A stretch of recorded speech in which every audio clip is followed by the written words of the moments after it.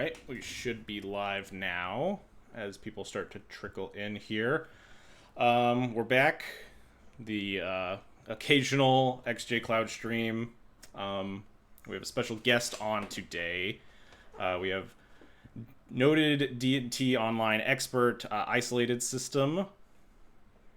So hi XJ, thank you for the invitation. Happy to be here with you guys. All right, so people are gonna have to let me know if the volume's okay in chat. But for those of you that don't know, IsolatedSystem won last week's Legacy Challenge with Death and Taxes.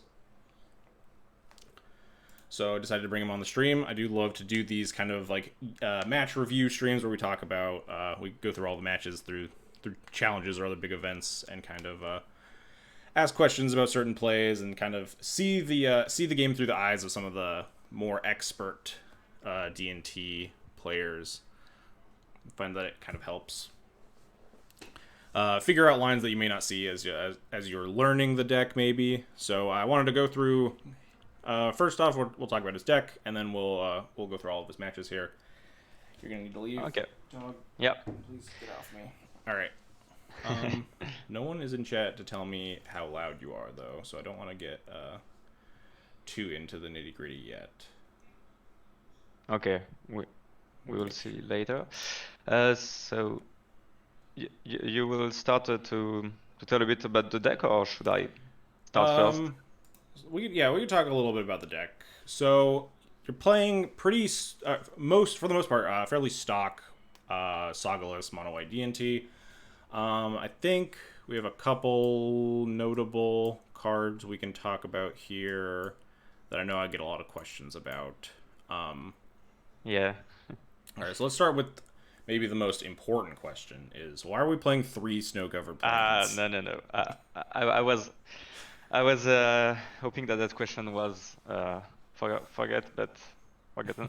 But I think the split of the plane was just a mistake of mine, because I had to submit my deck list before the challenge, and for some reason I had only 12 Tempest planes, and I had to put 3 more planes, and yeah, that's okay. Yeah, I know the community is angry over me, but it's just, and I shall never be a good D&T player since I split my planes. But well, all right. Maybe the next time I will put all the plane backs and it will be okay.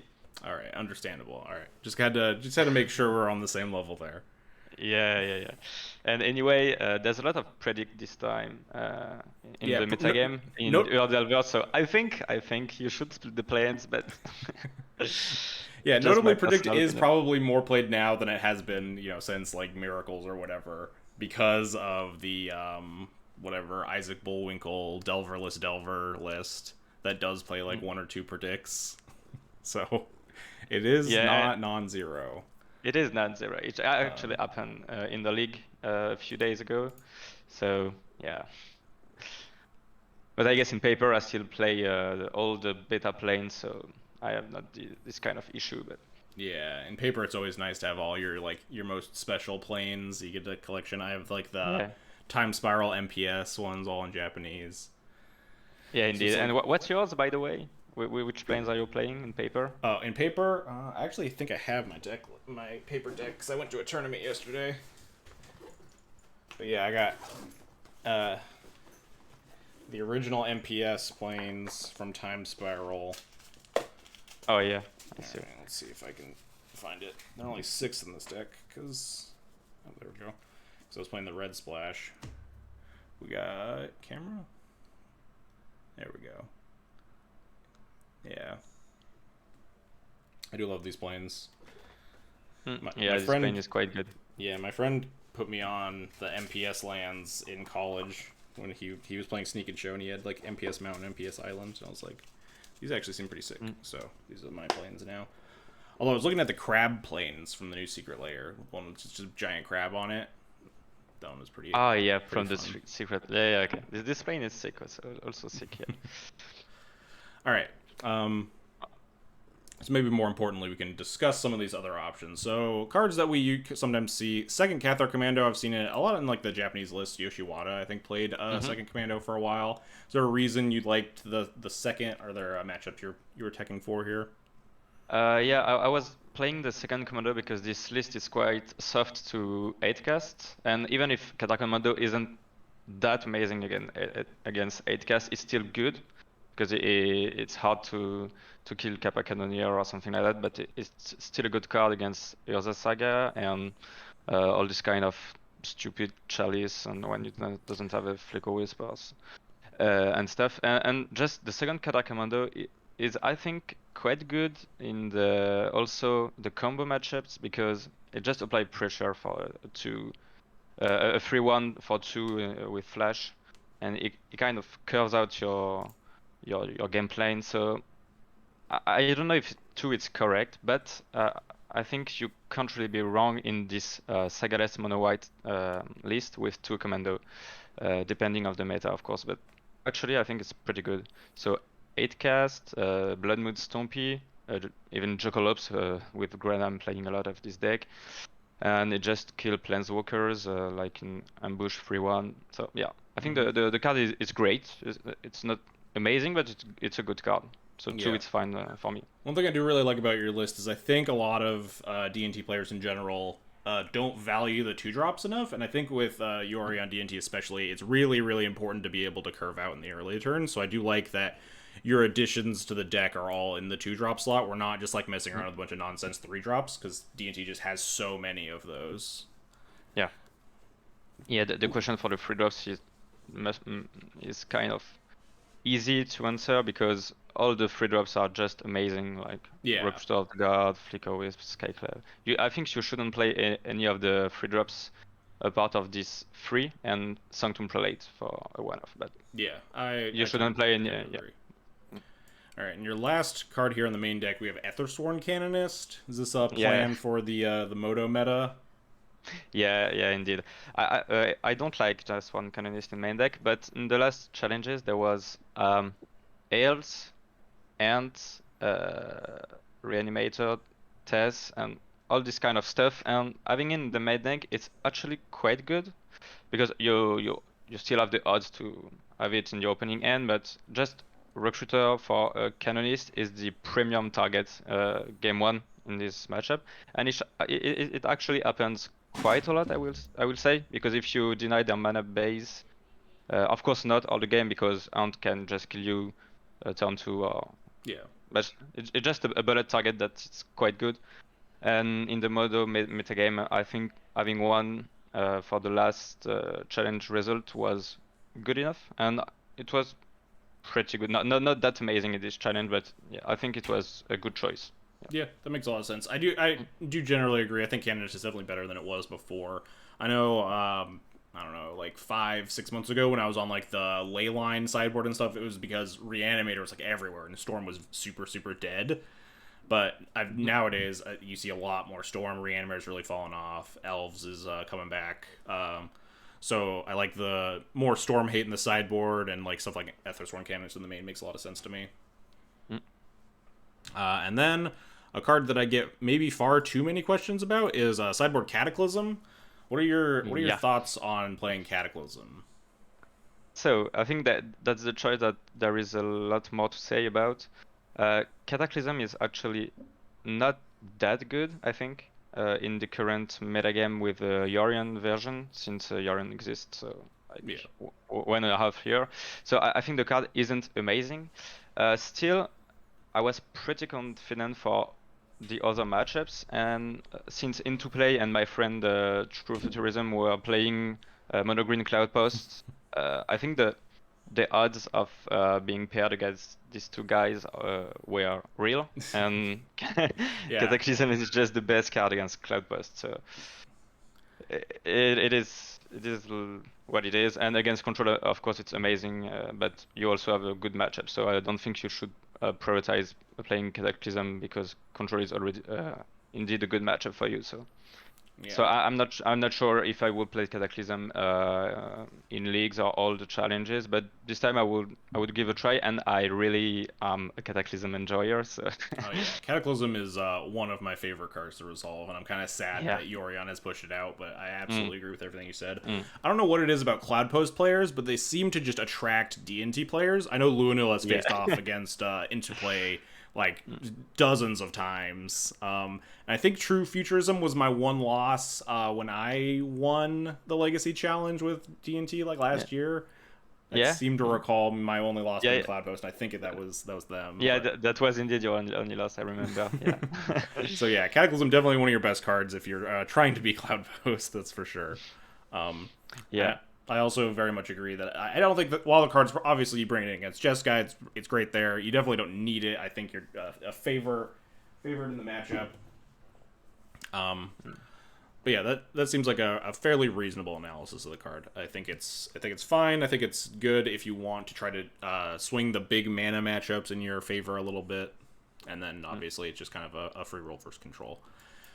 Yeah, Um, and like Lionel said in chat, sorry, I think yeah, it makes a sense, a lot of sense for me because in the Modo meta game, we're not a lot of players. Well, quite all the same. That was in the Sun the challenge that fire at what 75 players, and really if you have 2 or 3 Cloud Post players, it's actually quite a lot, like 4 or 5% of the metagame. And having just 2 slots in the well, 2 is quite a lot, but having 2 slots in the sideboard for this matchup, I think it's quite correct because Death and Taxes is just a stock good deck with the list against Delver and all this stuff. So yeah, you just give up a little of points against some of other matchup like 8cast or I don't know. But I was feeling quite confident anyway, so that was just a good card to add yeah, in this kind of metagame. yeah. That makes a lot of sense. I think Mm. if you're fairly confident in a lot of the other matchups you'd expect to see, then you can afford to maybe tweak your sideboard a little bit to kind of prop up some of the matchups that you're more scared of. Something like Cloud Post. Yeah, I know a lot of people would probably play something like Serenity in this slot to try to like boost up the 8 cast matchup a little bit, but Yep. that's definitely a matchup that I've found hard to balance in terms of like powerful sideboard options. I think in terms of like a single slot to just kind of plan for 8 cast a little bit, I do kind of like Kataki. I've never actually tested out the card though because my planning as 8 cast was start playing red instead. Yeah. But have you been putting Kataki into play against 8 cast at all? Do you have any like stronger opinions Y- on it? Yeah, it's a really good question because I had played against 8cast in leagues and tried this Kataki, but not in challenge.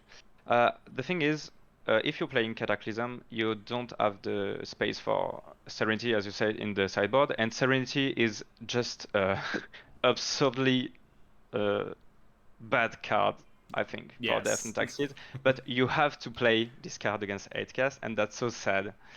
I'm always like, I have a Vial, I have a GT, and I have to put this Serenity anyway, so that's just sad. But if you don't play it for Cataclysm or other sideboard issues, I think Kataki is better in this matter because you will more often see Kataki as you have for recruiters, Yeah. and it actually not as good as Serenity, but it will slow your opponent so damn good that you will have the time to execute your game plan. So just tutoring Kaldra, apply pressure, and since they have ancient tombs and stuff like that, their life total is quite important. So Kataki is just a good card to have in one-off in the sideboard if you don't play Serenity. But of course, don't get me wrong, I think Serenity is much better against 8cast than Kataki is. Yeah, Mm. I agree fully with all that analysis. That makes a lot of sense to me.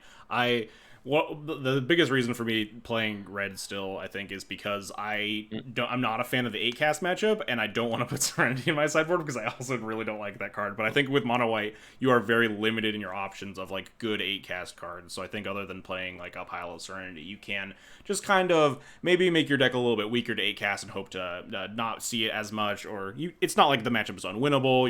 It's still a fairly reasonable matchup. I think you'd rather play against it than like elves or lands or something. So just Yeah. with a little bit of respect, I think the singleton Kataki is reasonable. And then if you want to try to plan for other matchups and play something like Cataclysm over planning for specifically 8 cast and nothing else and playing Serenity, then I think those decisions kind of do make a lot of sense to me.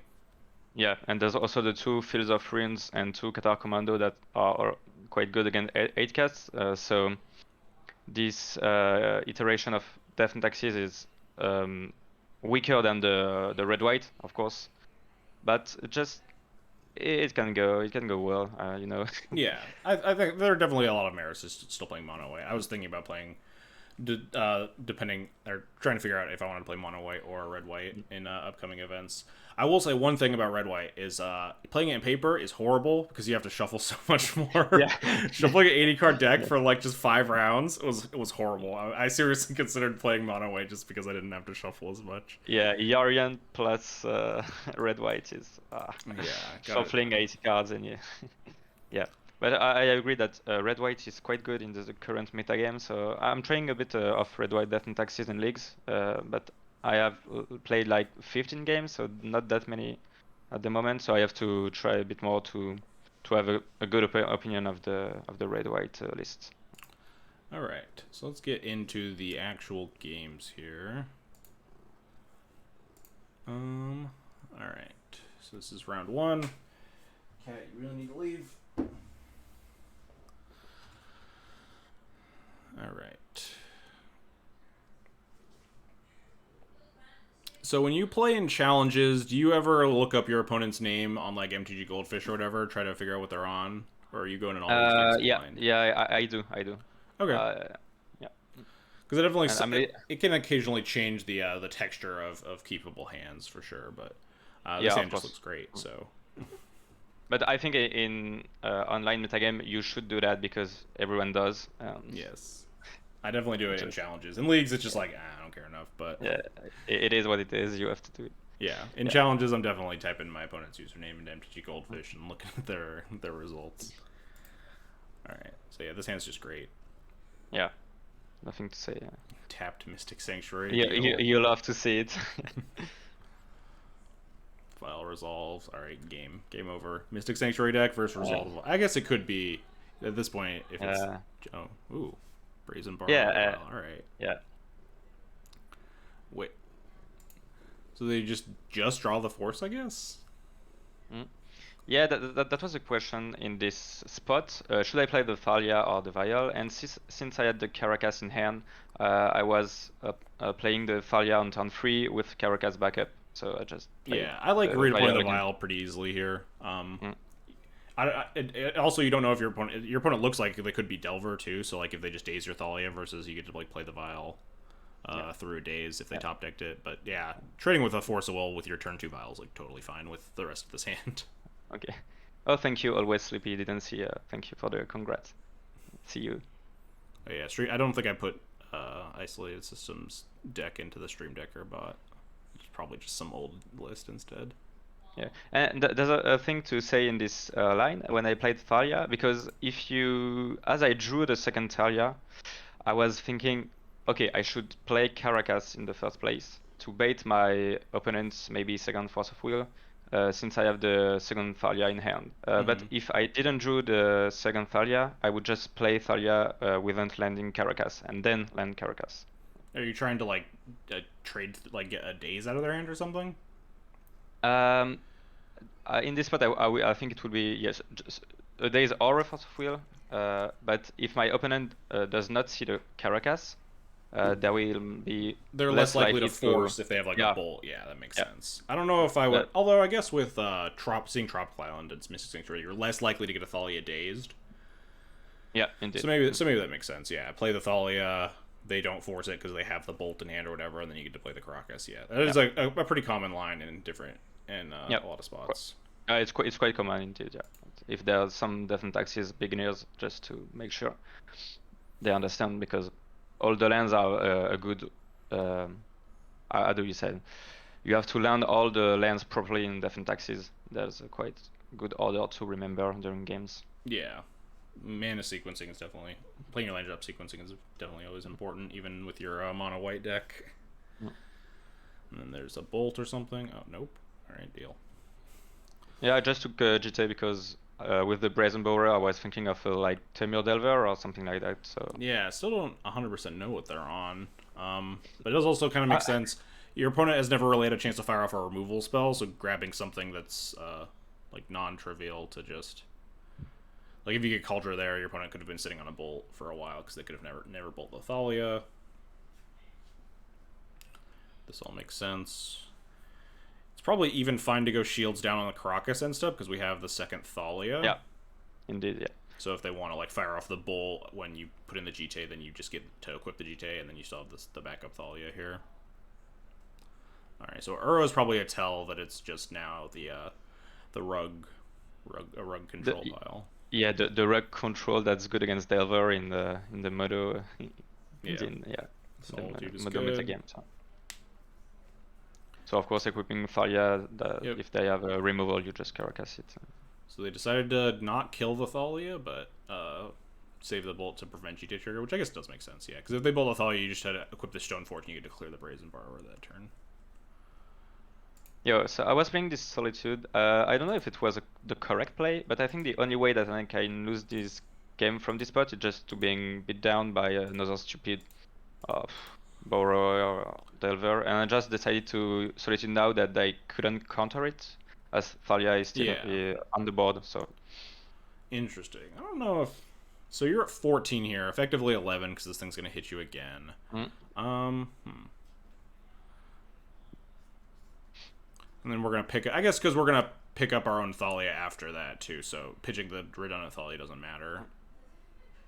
Yes, indeed. And because it was the Thalia in my hand, I did display also. Yeah. Because Thalia was just a dead card anyway. Yeah.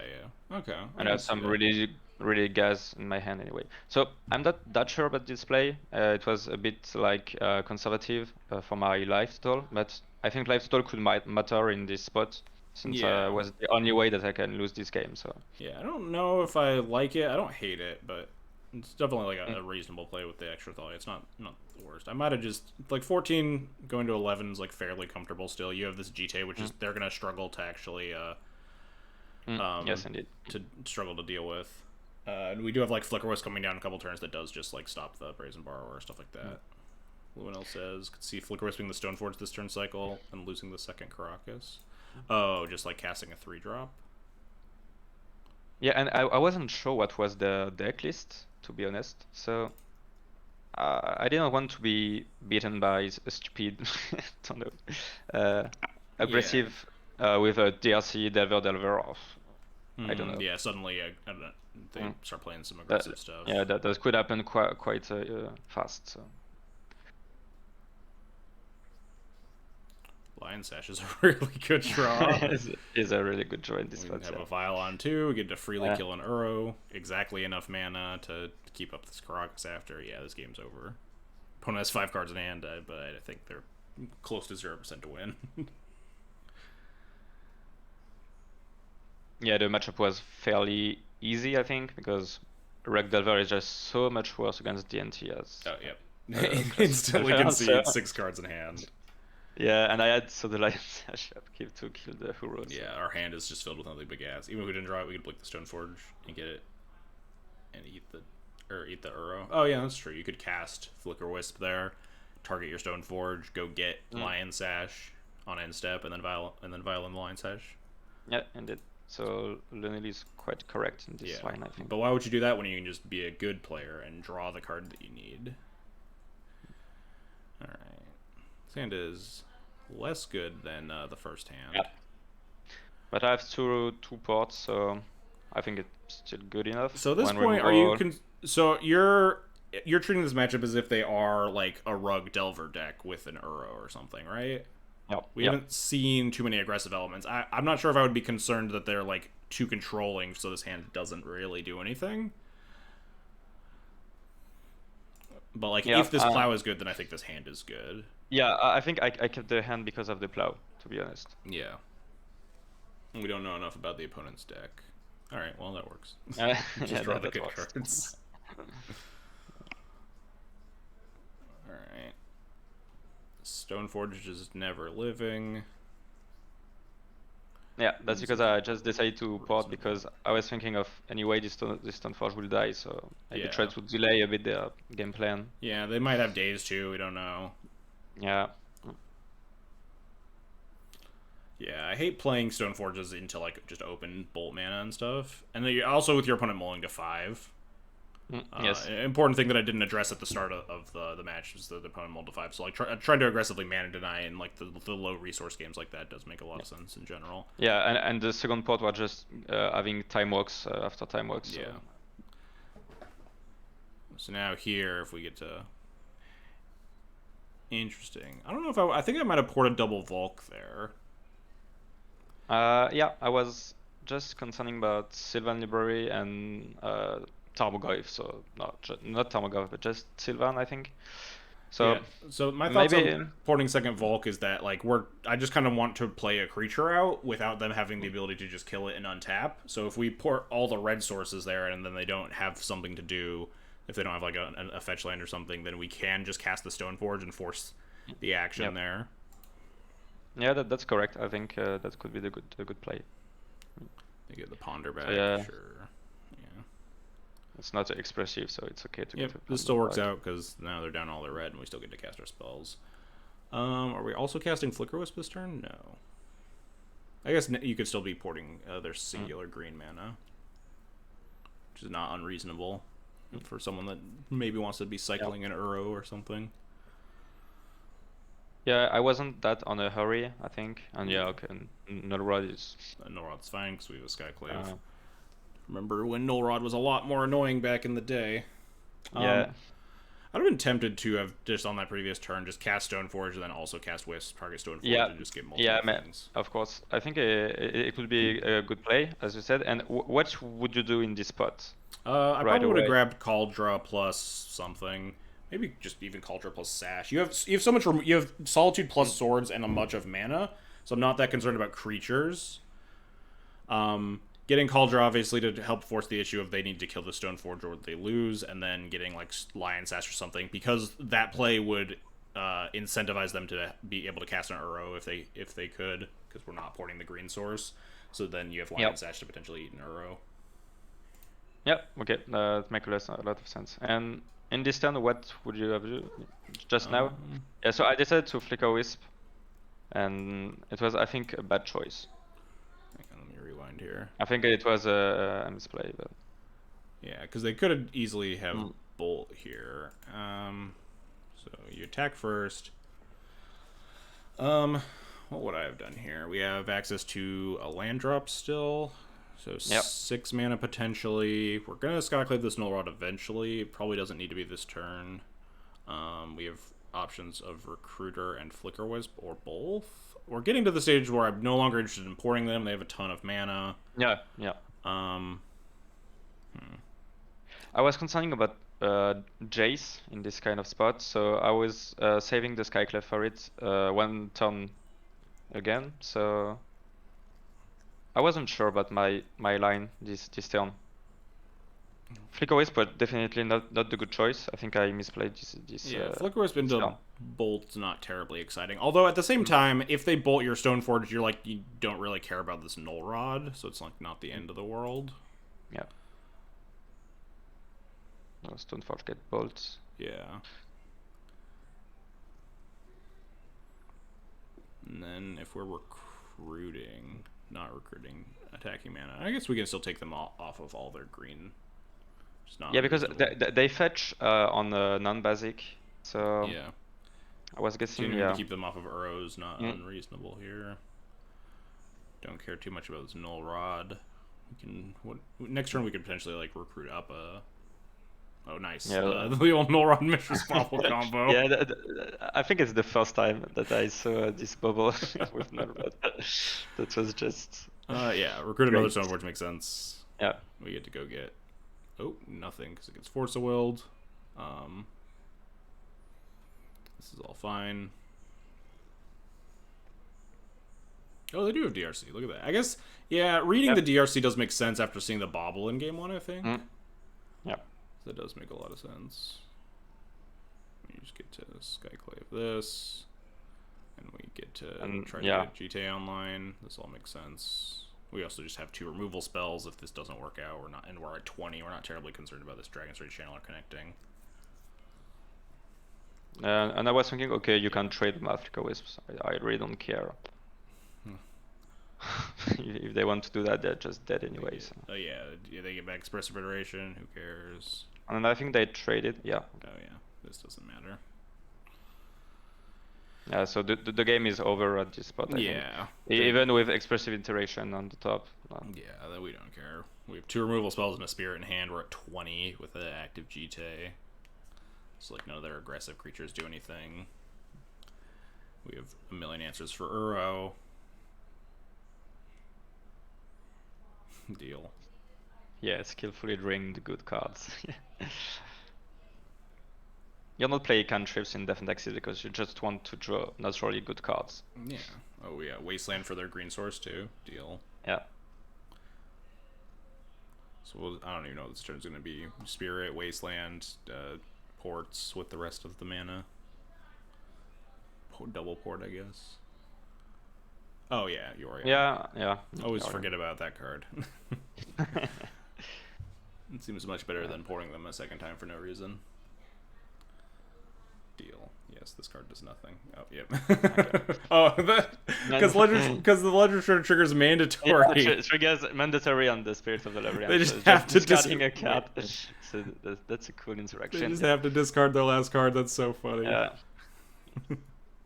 So Team Control doesn't look like a control. It's kind of a control. It's like, I don't know, a tempo-y control deck. I think of this is like the Max Torsion pile.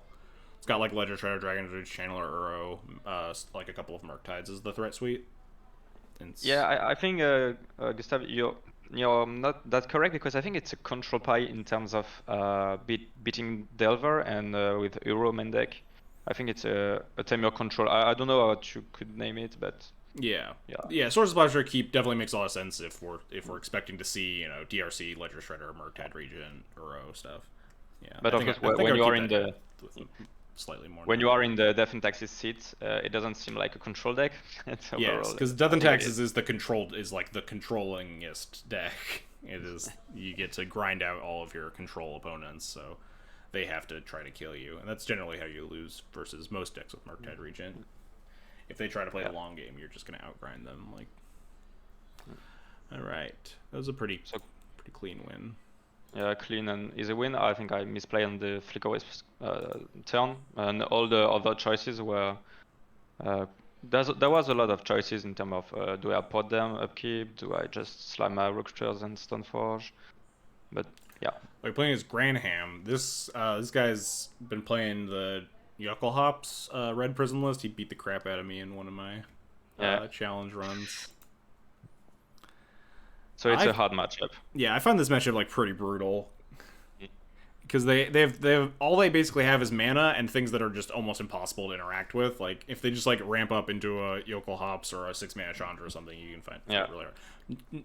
Though this hand is just what you want against them. If you just get to play turn 2 Stoneforge and they can't kill it, and you just get to like alter them, they just can't win anymore. Yeah, you're definitely correct. The best thing to do against them is just turn 2 Stoneforge on Kaldra. That's the premium line. Oh no. Oh god. Well, luckily if we draw a land, you can Skyclave it before. Actually, I guess you could just force the issue, Stoneforge for Kaldra. So they have to kill your Stoneforge. So now they have to downtick the Chandra or have a different removal spell for it. Oh, okay. Yeah, game's over. Alright, cool. Yeah, game's over also, just... Alright. Your Collapse doesn't trigger Flagstone because of Bloodsun. That was quite sad. Wow! I didn't even realize that. I thought about it when it was in your hand. I was like, oh yeah, if you get Yokelhops when the Flagstones to play, you can at least have a little bit of rebuild. But that's actually hilarious. The Bloodsun turns that off. It was the first time that happens too. Very dead. Yeah, that's how it tends to go.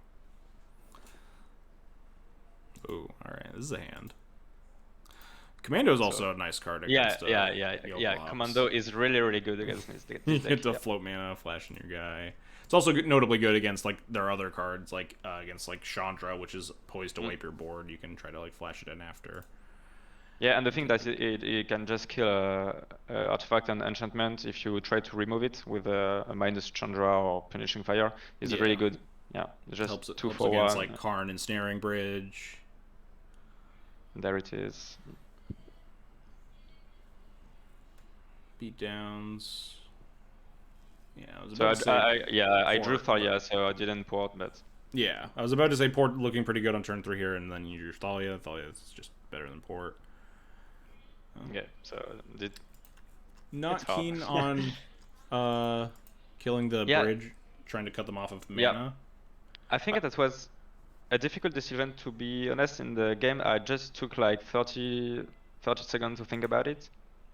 Hang on, let me rewind. And here. since I had Cataclysm, I was thinking Okay. that this bridge is not that threatening. So I actually do kind of like this because now you just try to choke them off of all their mana. You're gonna have 2 mana to rebuild with, and even if you get to like potentially keep Port and then get a Plains with Flagstones and then port that one land, shoot the Chrome Mox. The bridge doesn't do anything if they can't cast their spells. I do kind of like this actually. Yeah. You're Because pretty if close I to being can- able to rebuild at some point anyway. You have this recruiter, so if you need to answer the bridge in the future turns, you can. Yeah, I do like this play a lot actually. Okay, so We draw a we're on the same 2-drop, line. which is good for yeah. not So Cataclysming this turn. I just recruited this turn because I think it's the only spot where I can just put the recruiter on the battlefield. I will be under pressure all the game after they just took their draw step. And slamming the recruiter now was, I don't know if it's the correct play, but I think it was the only time where I could just play it. Okay, I think I agree. This is fine. So the only what can they do next turn that's scary, right? If they play a Planeswalker, they can't like also Wrath you, and the Cataclysm will clean up the Planeswalker. If they play Yokel Ops, like doesn't do anything, you get to, I guess you get to keep 1 land, but they also kill themselves. They don't have like a Planeswalker to kill you with. Yeah, I think you can wait a turn on the Cataclysm. This does seem pretty fine. Yeah. If they play just like a I 6 mana feel- Chandra or 4 mana Chandra, you just get to blow it up. Oh, are they gonna like Chandra into Karn? Yeah, this is the perfect. this is the Cataclysm. What did they get with the? Oh, they just plus the Karn. Even better. They don't even get. Wow, they were not ready for this Cataclysm. and here, John, you're happy to play Cataclysm, indeed. Yeah, Cataclysm, I guess, is pretty good tech for the Yokel Hops Red Prison matchup, huh? So as you said, keep the port, just fetching the Yeah. planes, and game's over. That was definitely upper percentage of Cataclysms I've seen in my life. Yeah, and that's also because I killed the Chrome Mox, because if you Cataclysm and just they keep the Chrome Mox and they drew Ancient Tomb and rebuild, it was horrible. So yeah, I really don't care about this bridge, and that's why I recruited out for Qatar Commando. Yeah, makes a lot of sense. That was good. That's a good, clean win. Both players playing very fun and interactive symmetrical Wraths. Cataclysm versus Yokel Hops dual decks. Alright, this is a little scary. Alright, not as scary. Unfortunately, we can't wasteland them, but we have, notably, Mom into Stoneforge or potentially Thalia, depending on what they do on turn 2, is pretty important here. I think this is some of your better lines to victory. Yeah, my opening hand was good. Can't see again this one. Alright, this is beatable. Hardcast Fury is fine. Yeah, but my sideboard was just... I sided all the swords and all the solitude, so... Fully agree with boarding in Containment Priest because it has flash. That's it. It's just a flash bearer. It just needs to flash, so that's good enough. Important against all of their wraths and stuff. What's this block doing?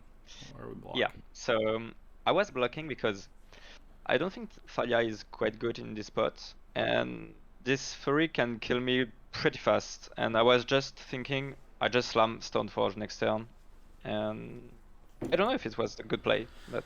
Hang on, let's rewind here. We could have, because we also could have slammed Stoneforge last turn, right? Usually it's never a good idea to chump block with Death and Taxes, but this Fury was quite threatening. Hang on. Yeah, so why do we play the Thalia here in the first place over the Stoneforge? If we're just planning to gain 6 life. I was baiting Punishing Fire because Granam is playing Punishing Fire. Yeah. And if I had it, I think they play it on Thalia, the the turn after. So I was baiting the Punishing Fire, and they didn't have it because they just went to attack. And was okay, then I can slam the Stoneforge. I think it was a bad line, to be honest. I think that was pretty bad. But Okay. I had Yeah, I think I wasn't would sure have about it. either planned on not blocking with the Thalia to try to stall something that they're doing, or just slam the Stoneforge. I think playing the Thalia and then using it to just gain 6 life is probably not the best plan ultimately. Batterskull over Cauldron. Are we trying to mitigate this Stoneforge dying? Yeah, indeed. Yeah. That was Okay, so the buff fire. Punishing Fire. I was mitigating this Stoneforge dying because, well, rest in peace is amazing here. Yeah. I was nearly to... I could cast Batterskull in 2 turns, so... Yeah. If you assume that your Stoneforge is dying, which it seemed pretty likely at that point. Recipe here is nice against the double Punishing Fire, otherwise we are easily dying. Yeah, that was a good top deck. If they have a Grove. Try plugging again. Yeah, because I guess, Batterskull. I mean, but Batterskull's gonna like gain us 4 life, presumably, right? And it doesn't get to just straight up trade with the Fury, and we want. That doesn't. Oh yeah, that does work out. This is still fine. And I don't land here to play around Jacalops. Yeah, you don't need any more lands at this point. We get a 4/5 and a 4/4. This is still okay. Less okay. Recruiter, Flicker Wisp, Batterskull. Yes, indeed. Still alive. Still alive. This game was a roller coaster. I think just viewing right now with you, I think I had this misplay on Thalia on Tuya. I think that was a misplay. So they drew Chandra. So some of the chump block did matter, but we did notably have like different spots there to that. Like there was 2 mana open on the turn where we put Yori on a hand that like Container Breeze could also come up and stuff. There are other turns where we could have potentially chump blocked. So I think the turns that we blocked are maybe not. Ooh, wait, hang on. Going a little fast. So what is our plan after we get Wrath? I guess it's play Aether Vial and hope that... Wait, no, we're at 2 life. We're just... Oh, no, we're at 9 life. Yeah. So I was pretty confident in this spot. Yeah, I just my Flicker Wisp equipped with Batterskull. And then that was horrible. When they make mana, you're just like, oh, God. Oh, God. Oh, no. Me. Alright, so we have Land Vial. Is there a way that we can win? I guess if we draw exactly land and Skyclave in the next, like, 3 turns? Yeah, you're talking to Isolated System. I just play... I just have to play 2 top deck planes. I guess, yeah, if you just draw, like, a 2-drop, then you can pressure it down, too, potentially. Yeah. So, here's the planes. Alright, this... Oh, yeah, the old Lion Sash Recipes combo. Maybe not the best 2-drop to have here. Here's the second planes. I was, oh my god, this game is so over. Skyclave. Haha! Yes. Yeah, just like I said, just like we drew it up. Draw Skyclave in the next 3 turns. Hey Static, thanks for the 48-month resub. Appreciate it. Yeah, this game was such a roller coaster.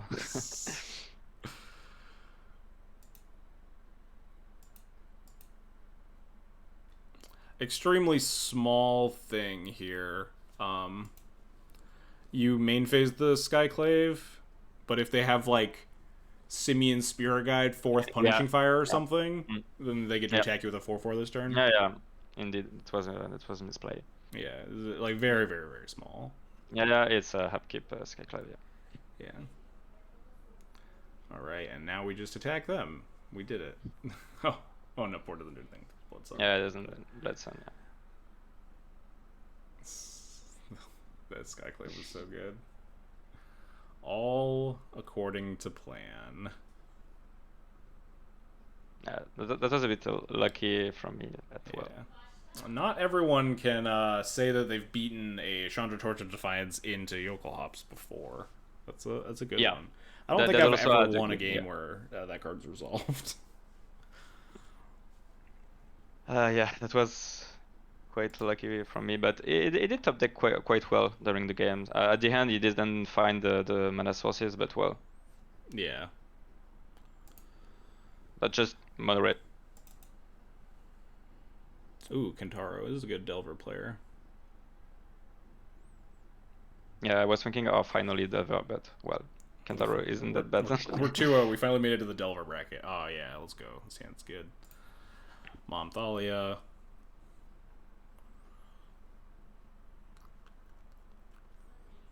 Wow. Tilt. The old turn 1 DRC Yeah. bobble flip creature. Yeah. Just you just F6 and just grab a glass of water, and then you come back and oh well, 3 cards in the yard, DLC. All Okay, right. okay. Well, all right. So we'll see how whitelisted they are after they daze this Aether Vial. All right. All right. They're not that whitelisted. They have turn 2, 3, 3, almost certainly. Oh, okay. They're on the Delverless list then. Yeah, Delverless. Yeah. I have seen some of these decks play 2 Delvers still, but yes, basically Delverless. And they did know the card on top because they because they bobbled on your upkeep or something. I think, right? Yeah. Yeah.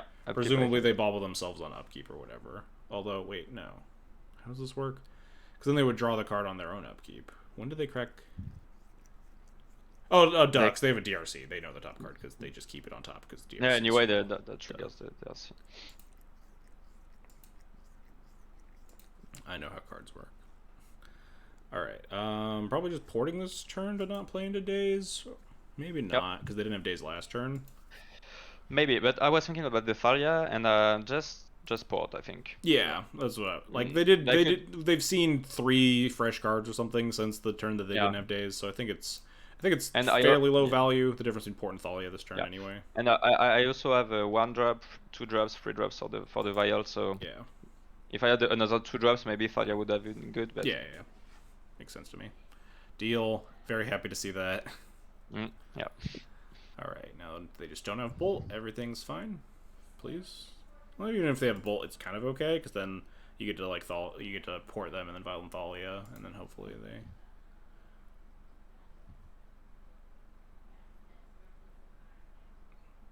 By the way, the weight there was killing me.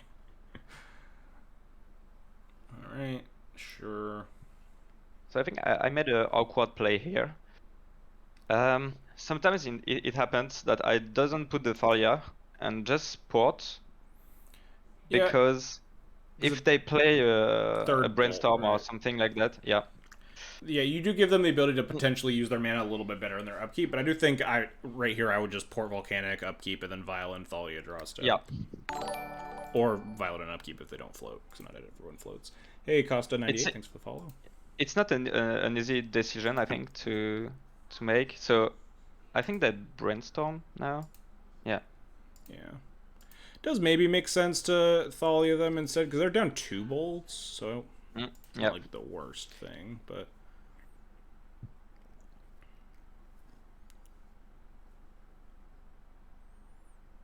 To Thalia them. Kind of desperately need to kill this Dragon's Rage Channeler. Ooh, the basic's nice to see. Yep, because it means that Philofrin is online. Yep. They mill a Murktide Regent. That's usually a very bad sign. It means they probably have one in hand. And to be honest, when I saw that Murktide Regent hitting the yard, I was, oh my god, the end is loaded. Yeah. Oh, that's a really good draw. It means that this recruiter can go find an answer to Murktide instead. So this looks like we're just gonna port them or field them or something, Skyclave this on their turn. Potentially this Vial goes upkeep, Violence, Recruiter, get Solitude, tick Vial to 4.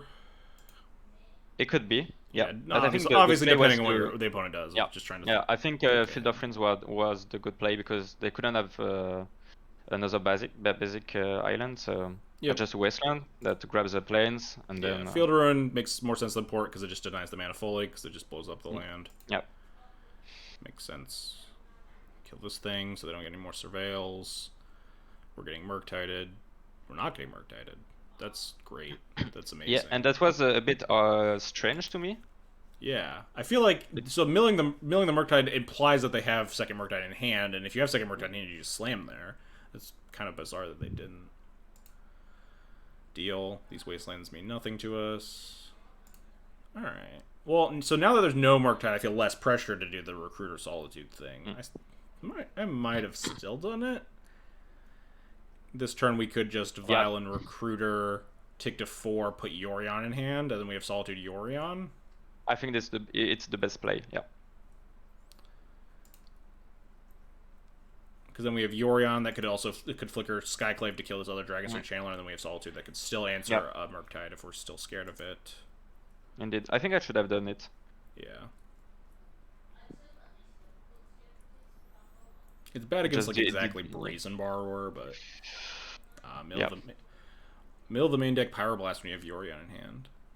I was actually thinking quite a lot about this line upkeep, and I don't remember why I didn't do it. I think I would. I just wanted to have another Flicker Wisp value, but yeah, if your plan is to just deal with this with like 3 drops, like just Violin Recruiter get Wisp, Violin Wisp, and hit one of these. Yeah, I wasn't 100% sure, but that was because I had the Skyclave on the board and the DRC from the opponent, I could just flicker the Skyclave and it's quite smooth. So I mean, the big thing is that like Yorion does the same thing that turn, right? Because this file would be tapped and on 4, so the next turn you could just be Yorioning the Skyclave and the Recruiter. Indeed.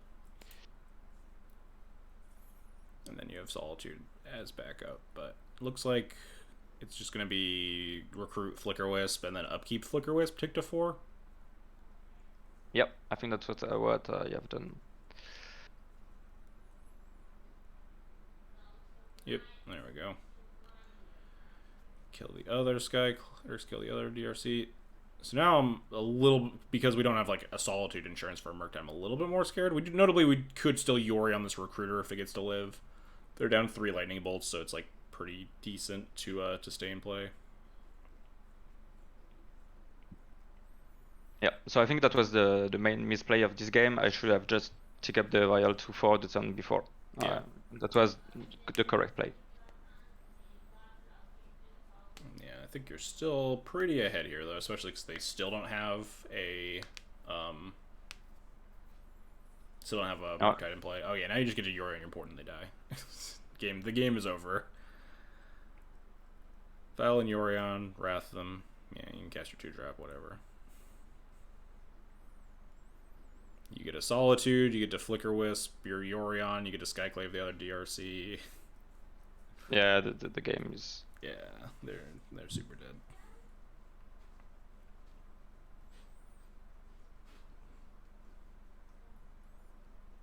Main deck the main deck canonist is just for you, Jax. Specifically for you. We talked about it. He was like, that Jax guy. Yeah. He's been going for too long with his stupid combo decks. Being paired against Jackson that land the canonist on 2 is a big game. I missed our opponent deciding that they didn't want to play anymore. Yeah, they took their draw step and were like, I give up.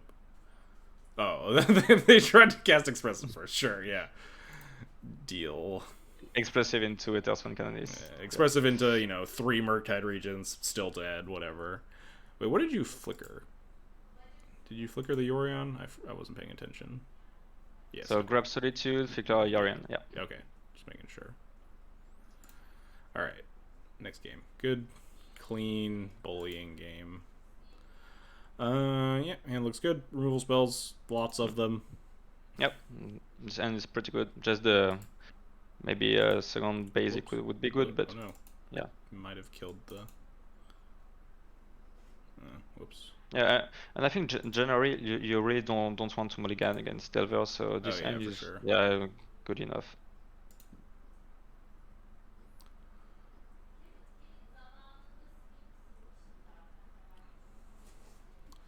Pluto Delta into DRC, into Bauble, into second Bauble? How does it feel to be that whitelisted? Yeah. Just turn 2, flipped DRC 2 games in a row? Wow. Yeah. Tilt. Just never plowing this on turn 1. No. It's just not worth. It's really not a good play. They get to draw 2. Mill there, whatever, deal. So did I Solitude? Yeah, okay. I could see that. What do we pitch on Solitude? Yeah. Recruiter? Yeah, Rockstar. This play is... I'm not sure about it, but sometimes Delver is just really fast to kill you, and the DRC on Delirium turn 2 means that if I don't save the Sword to Plowshares for Murktide, I have to sort it on my...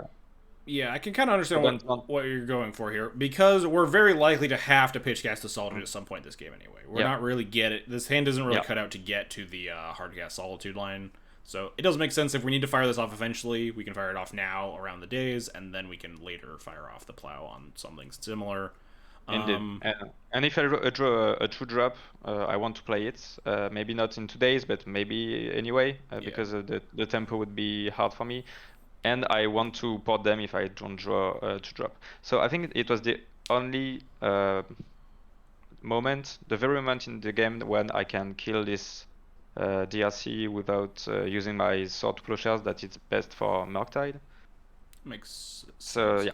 So notably, if this was the line you're locked into, you probably just want to do it when they cast the predict, right? And in response to the DRC trigger. I guess it might influence, because no, they're just always going to mill the card because they're always going to keep the card on top because they're trying to resolve this predict.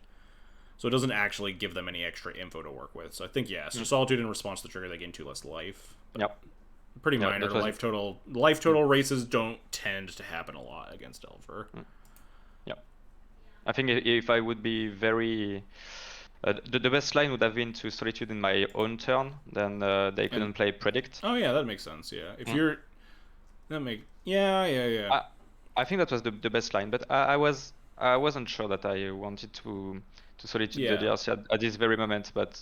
Yeah, you don't know that they specifically predict. There are probably turn 2s that you don't Solitude there. But I definitely think that I had to Solitude this DRC. I think that was the good play. Good draw. Yeah, I like that play a lot. Thinking about it more, I don't know if I would have done it. It wasn't really a turn on my radar. I was definitely just gonna be like, all right, I'm gonna take the 3, play my land, plow it. But something that I don't value highly enough, I think, in the Delver matchup is the effectiveness of Mana Denial. I think Mana Denial is really good against Delver again. At some points, it isn't, but... Yeah, at some point it isn't, but in this particular case, I just they couldn't play iteration, so port was really good. Ooh, yeah. And now we get to plow plus port or plow plus Mamba Pro. Yeah. Port less exciting here because they have iteration mana. Like 3 mana is kind of their flashpoint a little bit. Yeah, so just play Mom, I think. Yeah. If you port, they still just do this exact same thing this turn. Get the thing to play. Mystic Sanctuary iteration. Deal. No, just. Yeah. Lion Sash was a good top deck, but I wonder if I just keep it in hand and waiting for the 3rd white source to be bolt proof. I think you kind of just need to slam it. I do like this. I think I need wanted to activate at sorcery speed and not, because it's not going to get bolted. I probably would have just eaten like the sorceries or something, or eaten the instance or something like that. Because if they just like untap to cast Murktide, I guess you don't really care that much about Murktide because we plow. Like the thing is, if they cast Murktide, I think I just sort it right now, Daze Proof, and then activate Lion Sash. So I wonder. Yeah, which was the best play. So now you get to at least take them off of Delirium, right? Unless they flip a creature here. You just eat double bobble. Yep. Double bobble, yeah. Then the Skyclave is perfect here. Yeah. So. Although maybe eating double bobble doesn't matter because we do just have Skyclave. They have 5 cards in hand. There's not 100% chance that Skyclave resolves. You still have Commando in the deck, huh? So yeah. It's an interesting thing here. Let's flip back to the deck list real quick here, see how you sideboarded. Against Delver, I just put, Conceal Judgment and 2 Rest in Peace. And I cut 1 Spirit, 1 Qatar, and Sanctum Prelate. And the thing is... trying to respect Torpor Orbs? Yeah, yeah. I respect Topper Orb in the dark and Null Rod for what it's worth, but mainly Topper Orb. And Catacomb is obviously bad against Delver, but it's just a way to answer Topper Orb, and having one off is, I think, fine to me since you have 4 Solitudes anyway. Because Okay. Spirit of the Labyrinth just take End of the Festivities, and Yeah, Iteration doesn't care I about do tend it. So to shave spirits if I have too many cards to bring in as well. So yeah, okay, yeah, I can get behind that. Sometimes it just I think that's a minor choice, but it's okay. Just yeah. I cut one of the 2 Catars Commando, so. Yeah, that makes sense. Not a ton of sideboard cards here for Delver. Right. That obviously in this spot it's quite bad. Yeah.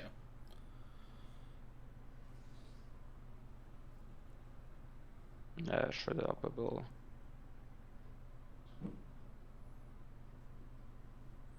Really churning. There's Murktide. Oh, you show off the. Okay. Oh, you boarded out. We boarded it slightly. Yeah. I show off because that was exactly what we are thinking about the about. Cathar. Yeah. So we boarded out a Cathar. Okay, left in Prelate. It looks like boarded out. Ah, yeah. I left in Prelate because in this list there is a Ethersworn canonist. Yeah. Okay. Because yeah, I was trying with Ethersworn. I was going to mention canonist not being great. Canonist notably not like horrible because it does like slow down like Ledger Shredder or Deathrite, whatever DRC, stuff like that. But yeah, okay, that makes sense. But in the classic list, I just side out Sanctum Prelate. Yeah, makes sense. Plow in so response to the bubble trigger, so they don't draw force. So obviously the good play. And just kind of sad that we have to give them a Ledger Shredder trigger here. Yeah, but I think I have to. Yeah, you kind of have to, because like they're just going to be churning with their own Ledger Shredder. They discard a Brainstorm. That's terrifying. Yep.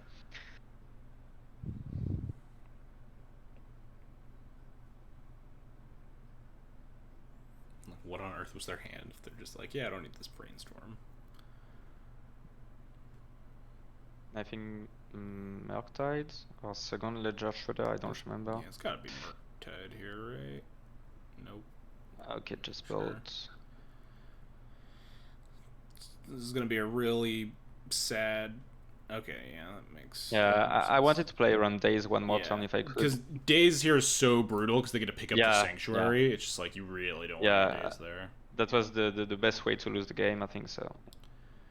Yeah, notably, this is a good point that Reasons for Life brings up, is that it's turn 8 and they're finally like actually attacking you, and I think that's a big deal about this, like the Delverless list specifically, is they're so much worse at pressuring your life total, and obviously that's an intentional way that they've structured the deck, but for the Death and Taxes matchup, it's just so hard to outgrind Death and Taxes that I think it makes the matchup considerably better, that you don't have to deal with the like high pressure early board states nearly as often.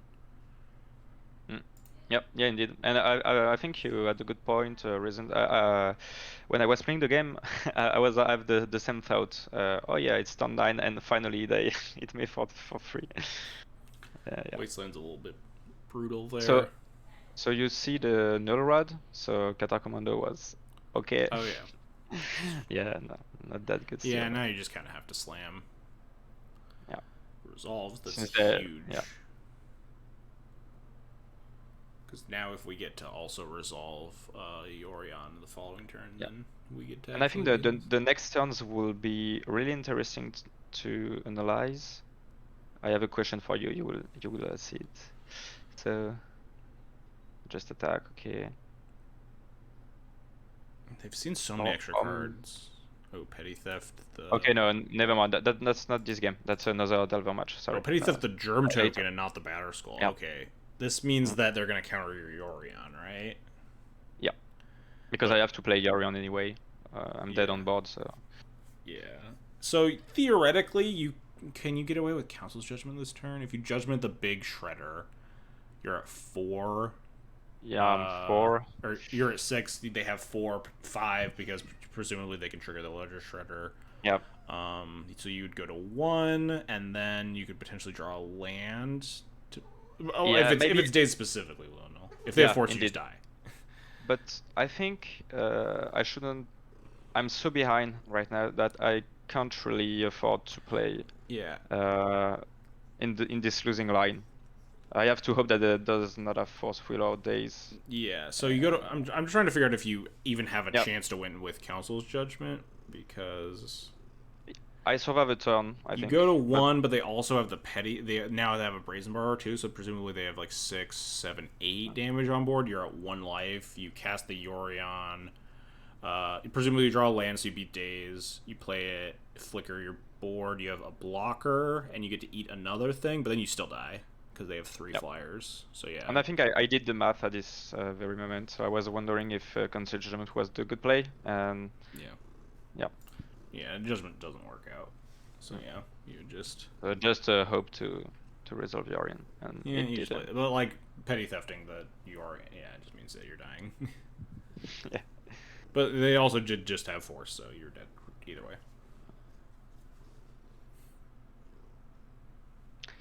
Yep, game 3.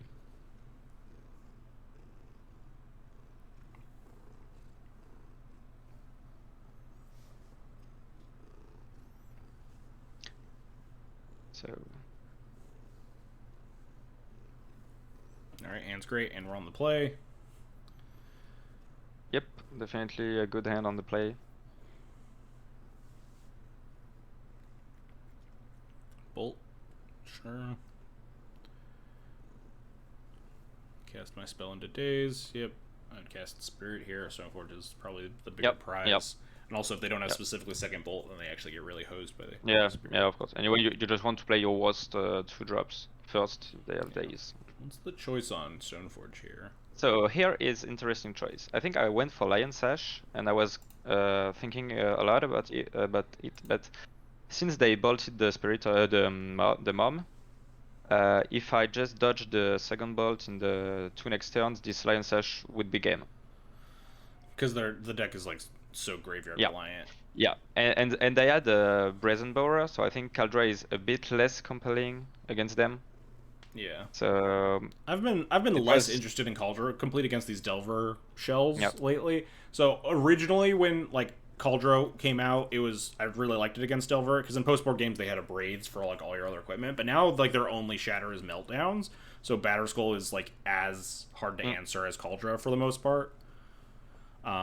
So in a lot of points where I would get Cauldron, I would just find myself getting Batterskull anyway, so that does make sense. GTA, not super interesting, especially against the Delverless versions. Like, everything has 3 toughness, so GTA is harder to kill things. So it's probably between Batterskull or Lion Sash here.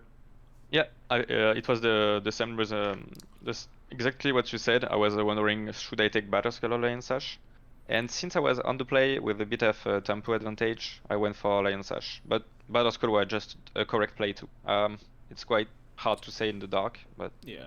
Notably, both so you've also seen Rough Tumble, which is a little scary here if you get Batterskull. So they took the damage from the Spirit. If the cases are basically they have Rough Tumble, or they're like getting bricked by the Spirit, or they just don't value the 3 life and they are just like waiting for more info to bolt something end step here. I think in almost all of those cases, especially the Rough Tumble, Lion Sash makes more sense. And notably, Batterskull less important because, again, as we keep talking about in this matchup, I think your life total is under a lot less duress. So having this... And if they have the second bolt, they will have to kill the Stoneforge if I went for Batterskull and just Batterskull stick in hand. And then I think the Lion Sash is another threat. And if I naturally draw Batterskull or Caldra, that could happen. Just... I would be kind of interested in getting Batterskull here, just because if you force them to bolt the Stoneforge, it'd be nice to just like keep the Spirit in play, because Spirit does tend to brick a lot of what they're trying to do. But yeah, I definitely can see Lion Sash. Their next turn might also just be like Expressive Iteration, land drop, cast, bolt or whatever. Yeah, maybe. To be honest, I don't know which was the optimal play here, but Batterskull was definitely the second choice between Lion Sash and it's definitely a point of contention I'm not sure about. Okay, Brazen Borrower, sure. So I was pretty happy about my play for the Brazen. So Ponder, and then Monkey Bolt,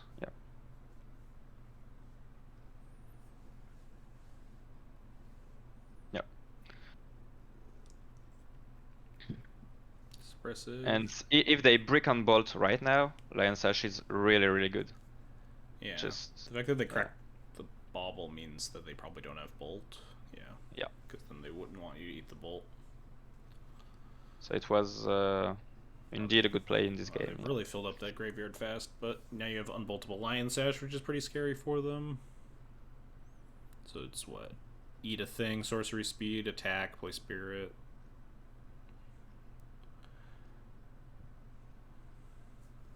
Yeah. Something like that. And I think I pot them because I was playing around Meltdown right now. Okay. Well. Oh, you just don't want to get Meltdown for 2. Okay. Yep. That makes Yep. sense. You're not scared of a But then- Murktide because you have Plow plus Solitude here, so even if they have Force for this, yep. And then you have Solitude. And I'm still potting them Yeah, and then you have- hitting. Yeah.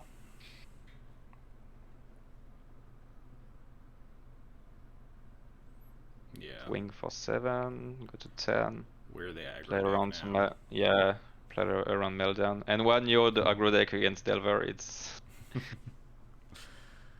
it's a good sign. They're also low on timer, so Oh, yeah. it was a thing to take into consideration. Is Plow lethal? No, I was thinking about it, but that wasn't lethal. We're close, right? We're like 1 off, I Yeah. think. Yeah, they get 1, go to 11, and then eat 2 And you have things. the 3 white sources. You can eat the Solitude, the Ledger Shredder, and one of the destroyed lands. But yeah, you're exactly 1 mana off of. 1 mana off, yeah. the So I was a flopping bit lethal. sad, but yeah, that's okay.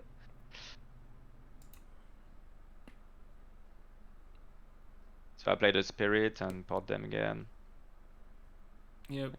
Now you're a little bit more sad if they have Meltdown, but you're still fine.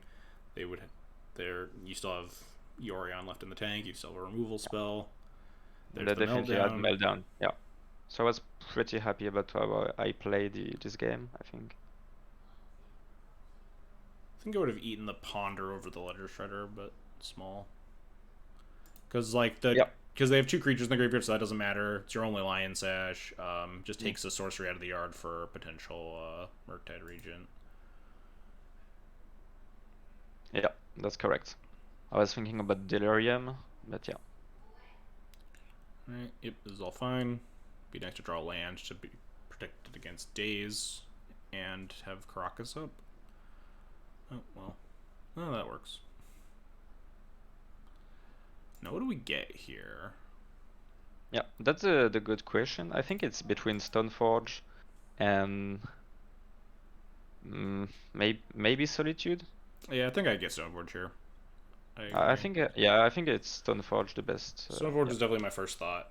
We're definitely on the front foot here. They have, they 1 end up card getting in back the hand, Ponder. yeah. Yeah, so that was the correct play. I should have it in that Ponder with a Sash. Yeah. But yeah, Stoneforge makes sense. We're on the front foot here. The onus is on them to take relevant game actions. Yeah.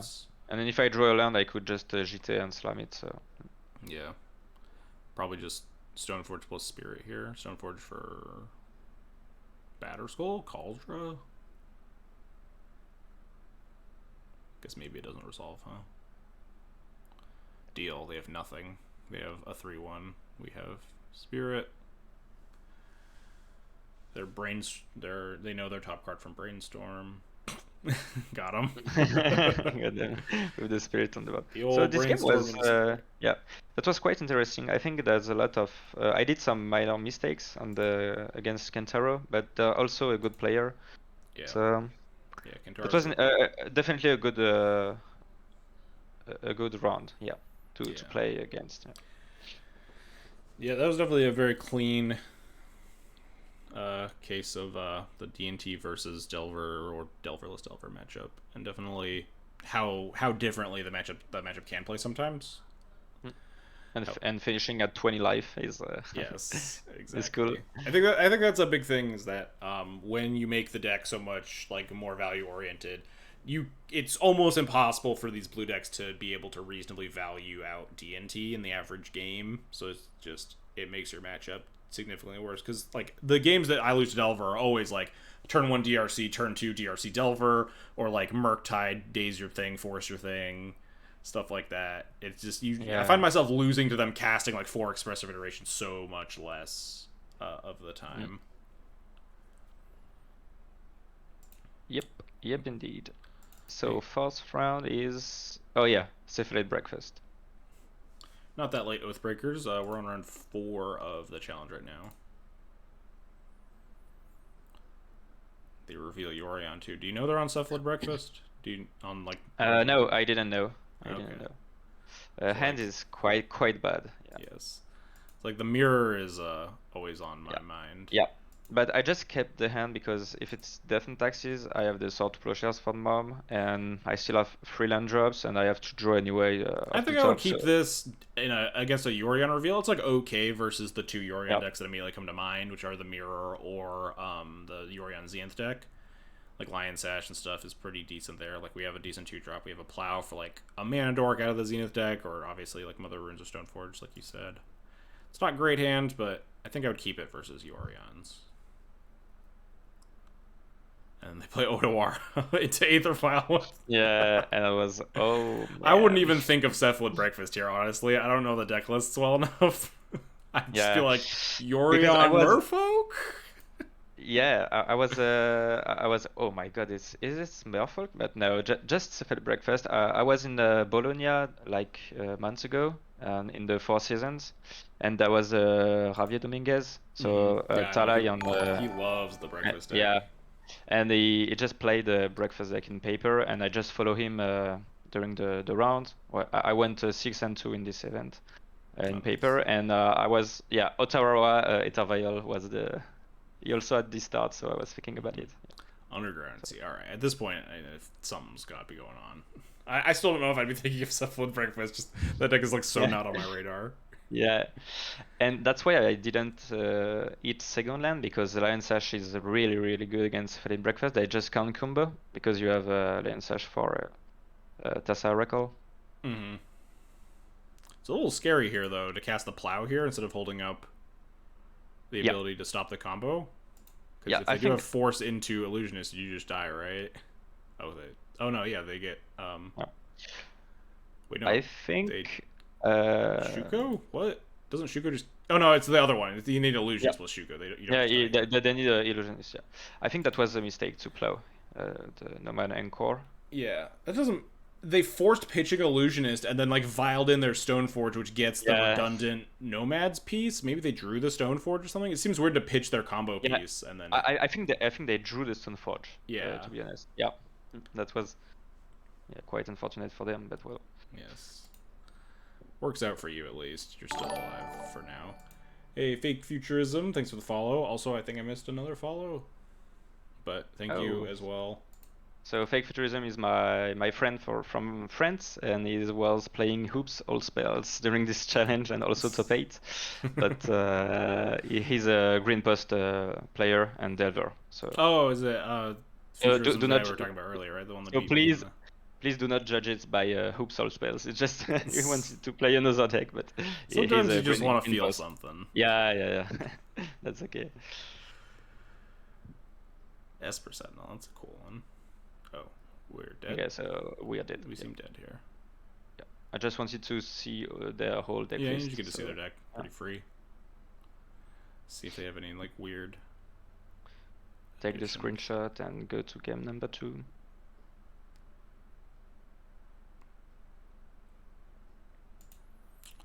Looks pretty stock now. Yeah, pretty stock. There's the Palace Jailer, and they don't play Caldra Complete because Javier Dominguez was saying that this deck is just about combo off and stay alive. Yeah, you don't need to play pressure, so just Batterskull to stabilize the board. To stabilize, and then Shuko when you need to actually kill them.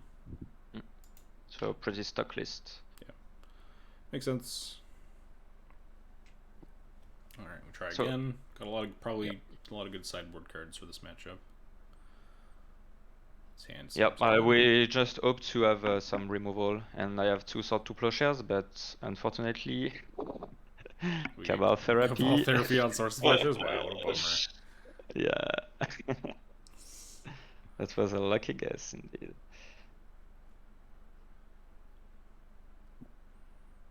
So this matchup is really hard to navigate because you don't know what to do each turn. You have to apply pressure, play around the combo, remove their stuff, play around yeah, it's definitely a matchup that I don't have enough reps in, so it always feels like you're not 100% certain about what to do. And it's the power of the Yorion list is that you can play around each scenario because there is a lot of scenarios in this deck. That can just go kill your stuff, or 2 plowshares, force of will, and then land a Stoneforge with Batterskull, or just combo turn 3, or it's just hard to play, I think. But it's a really cool deck in Legacy. Alright, we get our beatdowns on. Yep. Mana denial. Westland is kind of a good draw here. Yeah, I think we don't have a lot of better options. We're just going to try to deny mana to prevent them from doing anything particularly scary. Yeah, they have to kill the Catacomb for the beatdown. Right. Deal. Yeah, cutting wide for no mana and core, and yeah, a prevents the combo, kills the Narcomoebas, and stops the Dread Return. So yeah, in response Contentment Priest, because if you let it resolve, that's too late. Yeah, because then they mill a holder deck but 1 or 2 cards, and then all the Narco Amiibs are coming on the battlefield, and the turn after they just Dread Return the Tassa Oracle if they kill your Contentment Priest. So at least you're preventing the Narco Amiibs, and they have no creature to play Dread Return. So you need to play in response to the Nomad and Core. Yeah, that makes sense. Because then they get the free Narcomoebas, they do everything in response, they leave some of the cards in their graveyard still. Yeah, and they get all the therapies, so... Yeah, they get to shred your hand anyway. Yeah, that makes sense. Works out well. I forget how many basics they had in their deck, but I presume at least like one of each. So like this field's not particularly interesting. Yeah, so Adam Wesmo is also right. There could be Esper Vial, indeed. Yeah. Oh yeah, the Esper Vial. Oh yeah, it could have been just like normal Esper Vial. Yeah, normal Esper Vial deck. That could have been. Just did not respect that deck at all. I was thinking about it. I don't respect Esper Vial because just the Fentaxis is better. But ooh, the Value Oracle. Yeah. That was a good draw. Now we just get like really good draw here. Yeah. And Lion Sash, of course, just to play it. You just get to sash the Oracle. Yeah. That was the best possible draw. Yeah. I was thinking, I was still thinking, I was like, oh, we get to like, wait. That play didn't make a lot of sense, huh? Into the onboard Lion Sash. Guess maybe they didn't have a better play, but seems kind of rough. Maybe they were just hoping you messed up. No, they have one card in hand, so that it couldn't be land plus Nomad and Core. So that's why oh, and then we get the classic double Stoneforge combo. Get up and we have exactly enough mana to still kill this Thoracle. Yeah, they're super dead.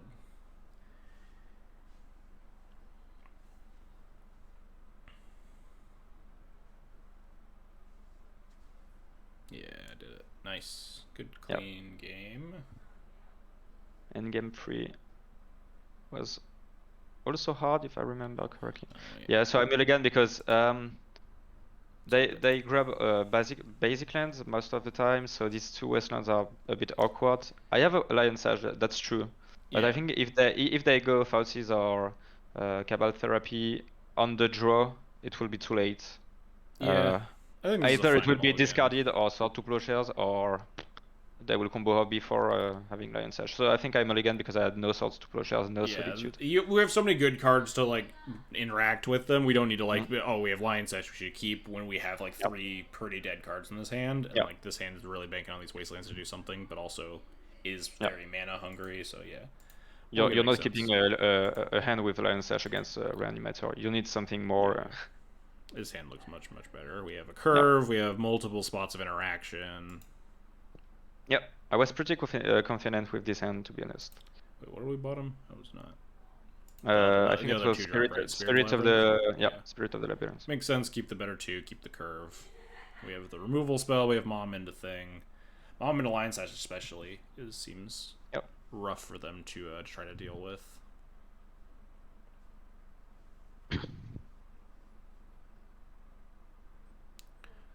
Remove Mom, sure. Tempted to play Aether Vial here instead. Yep, since we have Solitude, so we're not just like stone dead to just random turn 3 combo.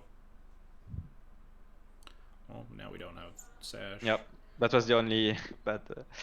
And that was a thought season, not even in Cabal Therapy, because I don't think they would have named Lion Sash on Cabal Therapy. Unlikely. So, yeah.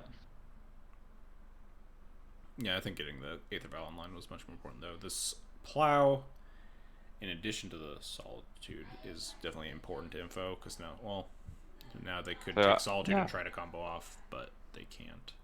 Well, actually, I guess they still could, right? No, they need one more mana. And then, obviously, they also need Cephalid. Yep. Oh, no. And they had it. Oh, no! Yeah, they just had it all. Yeah. That was, unfortunate. Yeah, triple discard into, what was that, turn 3, turn 4 combo or something? Yeah, turn 4 combo with... And that's why this deck is really scary.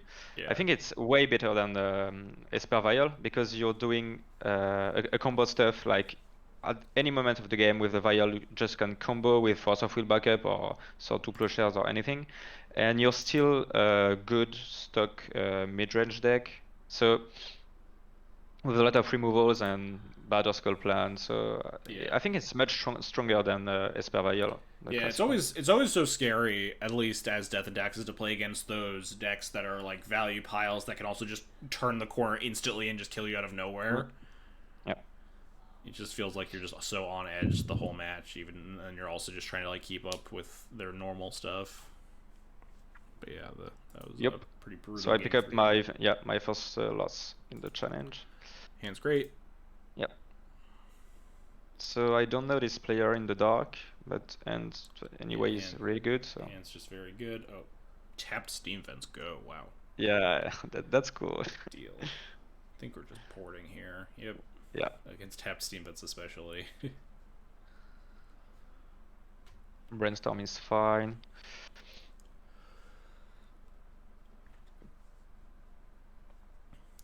Cast a creature, Delver. All right. These are the kind of starts you're so happy to see against Delver. You're on the play. You have Turbo Vial. They go turn 1 tap land into turn 2 Delver of Secrets. Yeah. Man, you're ecstatic to play these games. So it's a Delver, not a Delverless. Mom's good here. We get to play Mom. Port. Mom's likely gonna get bolted, but we have Stoneforge.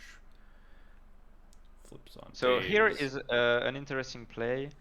Just a minor play, but I think it's important. Do we port before the trigger of Delver, or after?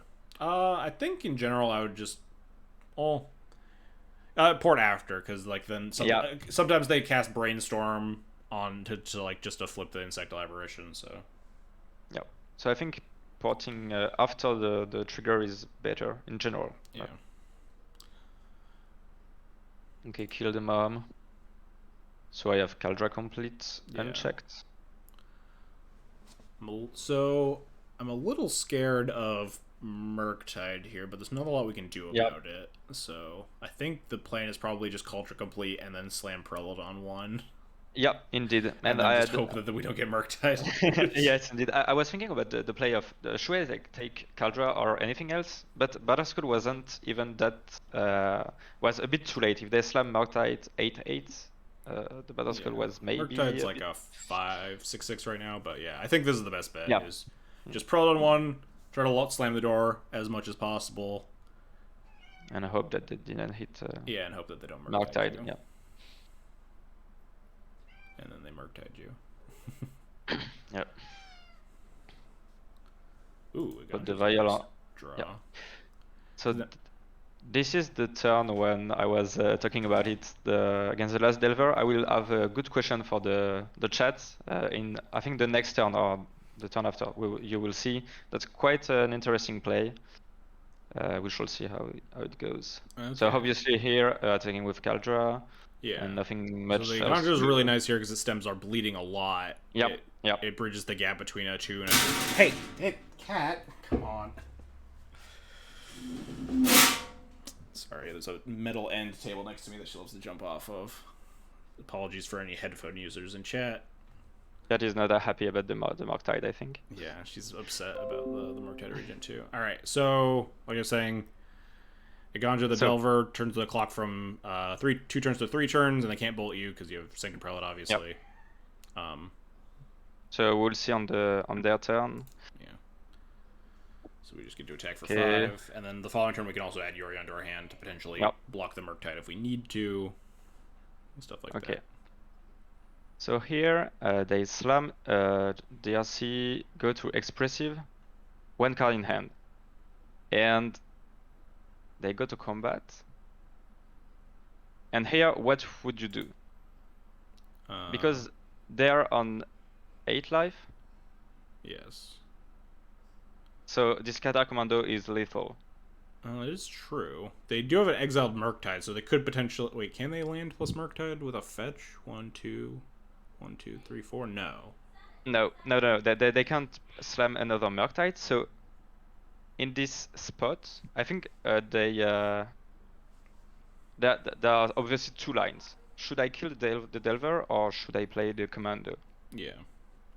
So what would you do? I'm interested in it. So let's see here. So the cards that we're concerned about is if we have Cathar Commando and they have Force of Will, we're in a worse spot. But if they don't have Force of Will, they die. If we just Eganjo, we kill the Delver. They still don't have Delirium up, so this isn't lethal. We take 6. We go to 8. We add Yori onto our hand. And we have a blocker, so we just can't lose, right? I think I would just Eganjo to not die to Force of Will. Wait, do we actually die if we get Force of Will? So we flash it in. Force of Will. If the Force of Will flips a delirium, like a creature or something, or like an artifact or something, then we're taking 9. We go to 5. This Murktide is now lethal, but we can still add Yori onto our hand, chump block the Murktide as long as the DRC isn't flipped, then we don't die. But I think it's just safer to just Eganjo the Delver and kill it. Yeah, so the chat is saying, I feel like Eganjo the Delver and it's tanked. Yeah, I agree with you. You can vial Yori next turn with potential DRC online. Yep. And killing Delver lets them fetch Murktide, right? Oh, does it? Yeah, they exiled Murktide off the Expressive, so they go... Oh, no, they've played a land already this turn, right? So they actually can't... They can't... Yeah, they can't go for Murktide. Yeah. So, I was basically... do I play around Force of Will and just kill Delver, go to 8, and the turn afterwards I have online Yorion to chain block and go to 5. And that was, I think, the correct play. Yeah. Yeah. And I just misplayed on the challenge. Okay. We forced them. Yeah, they had force and I just died. Get a little greedy. Oh, and they do mill the Delver. So this means that I think we do die unless we draw something. I don't know what we can even draw, actually. Well, yeah, but that was all on my fault. That was the worst possible scenario. And here, so I attack with 3 because I had to hope that they misplay and block the germ and gel kill. Yeah, because I was dead on board. I had nothing to do else, so I just was hoping the misplay. I guess. So that was yeah, because the Eganjo on the Delver forces them to block with... They have to block with DRC anyway, right? Or else they just still die. So then they just have a Murktide and we're at like 8 or 9 life or something. Yeah. That was definitely the correct play. Yeah, I just misplayed this one. I was a bit under pressure during... I don't know. Yeah, that was it happens. It happens, yeah. Yeah, it is. It's the lethal line. It's easy to like tunnel in on the lethal plays too. Because it happens. Really, it's rarely happens that in D&T you think about, do I have lethal next turn? These like damage races happen so infrequently. So rarely, yeah. And maybe I thought a bit too much about it, but well, just. All right, this hand is went very good deal. Go to game 2 and okay. Sure. Delver, also sure. Flips, lightning bolts. Bolt, sure. They have two cards in hand, so that's okay. They must have mulliganed a lot, huh? I didn't check how much they mulliganed to. Mulligan to 6 and Force of Will the Vial, so they start their first turn with 5 cards in hand.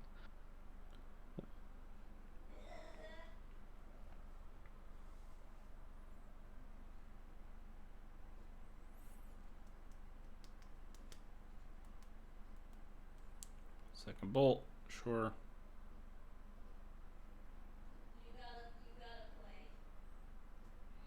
Yeah, so I was saving this Skyclave for the Delver.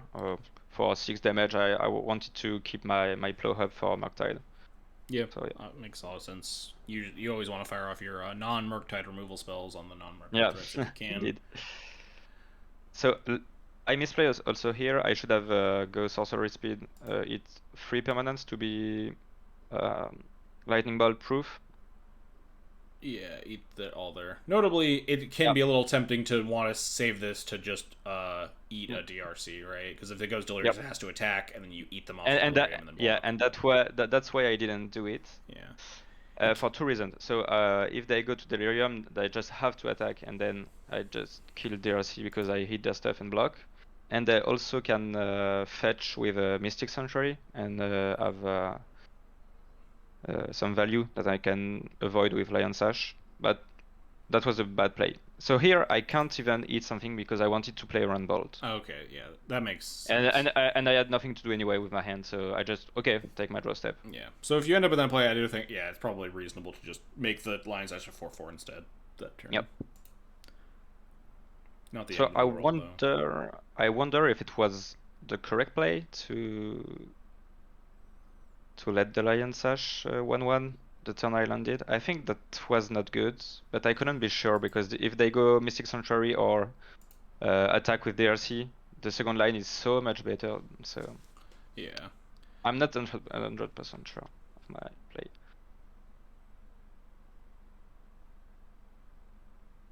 Kind of block. Weird attack. They need double bolt and our festivities. Okay, that means end the festivities. Sure. I still have Eigenjo for the other second DRC. Yep. Wasteland. Although now we can't Eigenjo this DRC, right? No. Probably would have just. Yeah, maybe that was a bit. Eigenjo'd over Yorion. Yorion's. Although I guess we could just Yorion this next turn. We just cast this Yorion. I was thinking about it casting Yorion the next turn. So I was trading 3 damage for 4/5 flyer next turn. Yeah, so. that seems fine. I wasn't even thinking about like casting the Yorion. I was like, this vial's pretty low, but yeah, we just have a million. Yeah, they had 1 card in hand, so Yorion was daze proof and no Force of Will. So yeah. So comes back. Excuse me. Kill this thing. We're still sitting on Plow for Murktide, and they also are getting wastelanded. Nice. Yeah, you love to see a Snapcaster with no value. Yeah. Yeah, this game's over.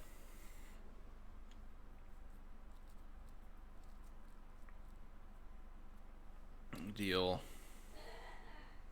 Attack for 4.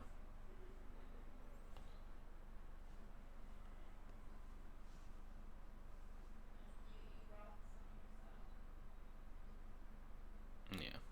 This is just cleaning up. They're just dead at this point. Yep. Although I guess this is. I don't love this attack.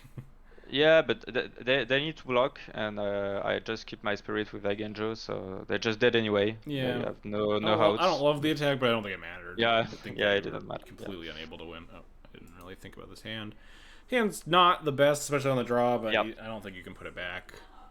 Like I said before, curving out's so important. It's like 1, 2, 3. Eigenjo is a really nice card to. Notably we have no removal, but they just go Flooded Strand go, so no creature control. It's huge.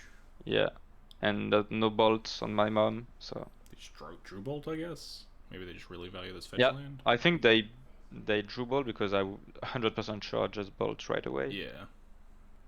And they Force of Will the second Mother of Runes. Yeah, you love to see it. Could really use a land, but other than that, we're sitting pretty fine. They have 3 cards in hand.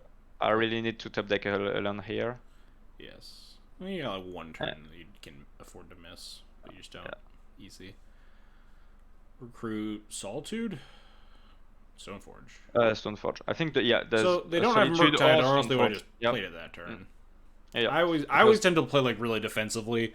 I would have just liked to have an answer for a Murktide Regent in my hand, just from this point. But I can see just kind of being proactive here, given that they don't have a Murktide right now. Especially because if they would have a Murktide, they would have played the turn before. So this Stoneforge need to be answered too. So keep drawing lands, getting like a good Magic player. Stoneforge for what here? You like Lion Sash a lot in the Delver matchup. Yeah, I really like Lion Sash. I think it is in this spot that's. I tend to find Lion Sash a little clunky in these spots where you're pretty tight on mana, and you're gonna want to be like tapping out and casting all of these spells in the given turns. I don't know what I would have grabbed there, given that I would probably expect the Stoneforge to die. The Lion Sash isn't bad. But maybe GT was a correct play too. GT is also. But if they go, but if they go Murktide, that's so bad. So yeah, like I said, I'm just perpetually scared of getting Murktide Regented all the time. Yeah. Man, this seems fine. So now we Lion Sash activations. We can't play around Bull, and it could potentially turn off a fetch land for Mystic Sanctuary. Yeah. So iteration to avoid Mystic Sanctuary. Eat the good spells for Mystic Sanctuary. Now they're Murktiding you. Yeah. So reviewing this game with you right now feels that this first structure was better on Solitude, I think. Yeah. Yeah, I think I would have been happy just because you can just kind of sit back and play the control role a lot in these Delver games. So it's like you could put the onus on them to like Stoneforge for Lion Sash, get you like 2-for-1s or whatever, and like maybe that is reasonable in a lot of games where they try to like outgrind you with expressive iteration. But I'm always afraid of just getting murked. The only concern I have about Solitude is that you 2-for-1 yourself and you doesn't apply pressure at all. So that's just a defensive play, which is sometimes really correct because you have to be defensive against Delver. Yeah. But since they didn't play anything the turn before, I was guessing the read on no Murktide does make some sense. This is also a very heads up no block. I don't know if people would have caught this one. My first instinct was like, oh yeah, why don't you just block? You trade the 3/3s or whatever. This Murktide is a secret 4/4 for those of you watching. This fetch line goes get Mystic Sanctuary, puts the bolt back on top, and instant sorcery leaves the graveyard, which makes the Murktide a 4/4. Very good heads up play. I saw the very brief block there. Yeah, and that because my friend told me last time, you have to be careful about this fetch with Murktide. And I said, that could be a 4/4. Very brief. Oh block trade, very clean. This is a good play. Okay, now just take 3. That's good. Yeah. Now what do we want? Now we get the Solitude, grab Yorion. Now we're just in hardcast Solitude territory. If we hardcast the Solitude and then hardcast Yorion here, we're just like pretty far ahead. They have a bolt, but that doesn't really. Okay, so lightning bolts, and I wonder why they. So here, just maybe pause. Yeah, if you're the Delver player, would you have just bolt Flicker Wisp and just not play the Ponder at all? Just attack for 7? I wonder because they know you have Solitude in hand, so it's really scary to just try to get this Ponder online when you're just going to get Solitude into Yorion after.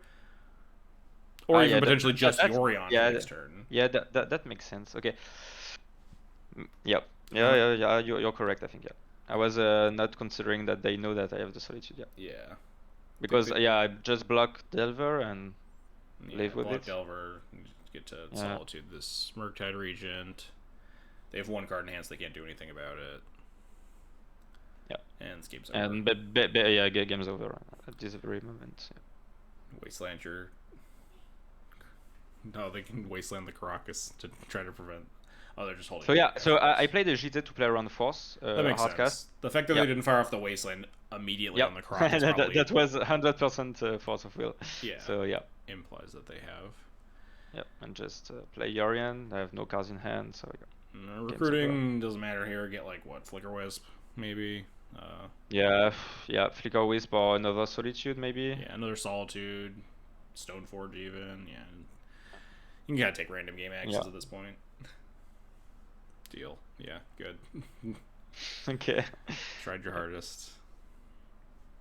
Flicker the Yorion, flicker both the things. Flicker the Yorion again. Yeah. Wheat your plow. Yeah, alright. So dead, yeah. Okay. I'm just gonna grab a glass of water. Yep, sure thing. I'll wait for the second half of the stream here.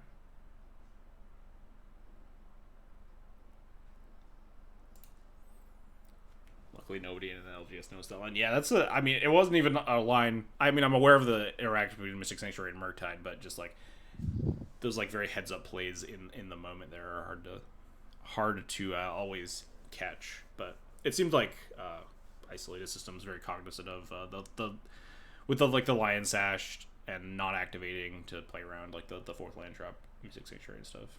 Very heads up stuff. Yeah, I'm here. Okay. All right, round 6. Okay, round 6 against Ole Rade, which is a he's a Hall of Famer, Fame. right? Yeah, yeah.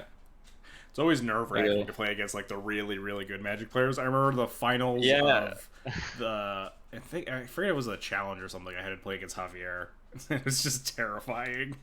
Yeah. You see Falai and okay, that's a good player. Yeah. But I didn't even know that was All-in Famer, to be honest. In the first place, I was okay, Holler. Less pressure when you don't know. Now next time you'll play against them, you'll just be sweating.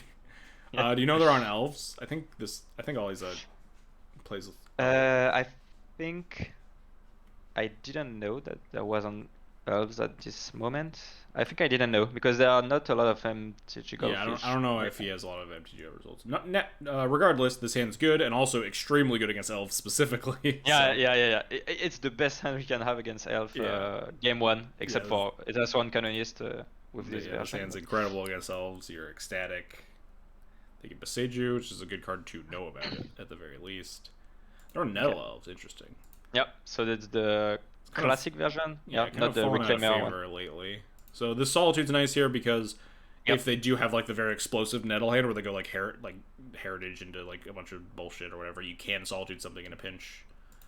We can afford. And I think they go Birchlaw Ranger or not Glimpse and yeah, if they go. And so happy. Then you exactly what I was talking about. You just instantly get to pitch Solitude to deny more cards. You pitch Recruiter here. Yep.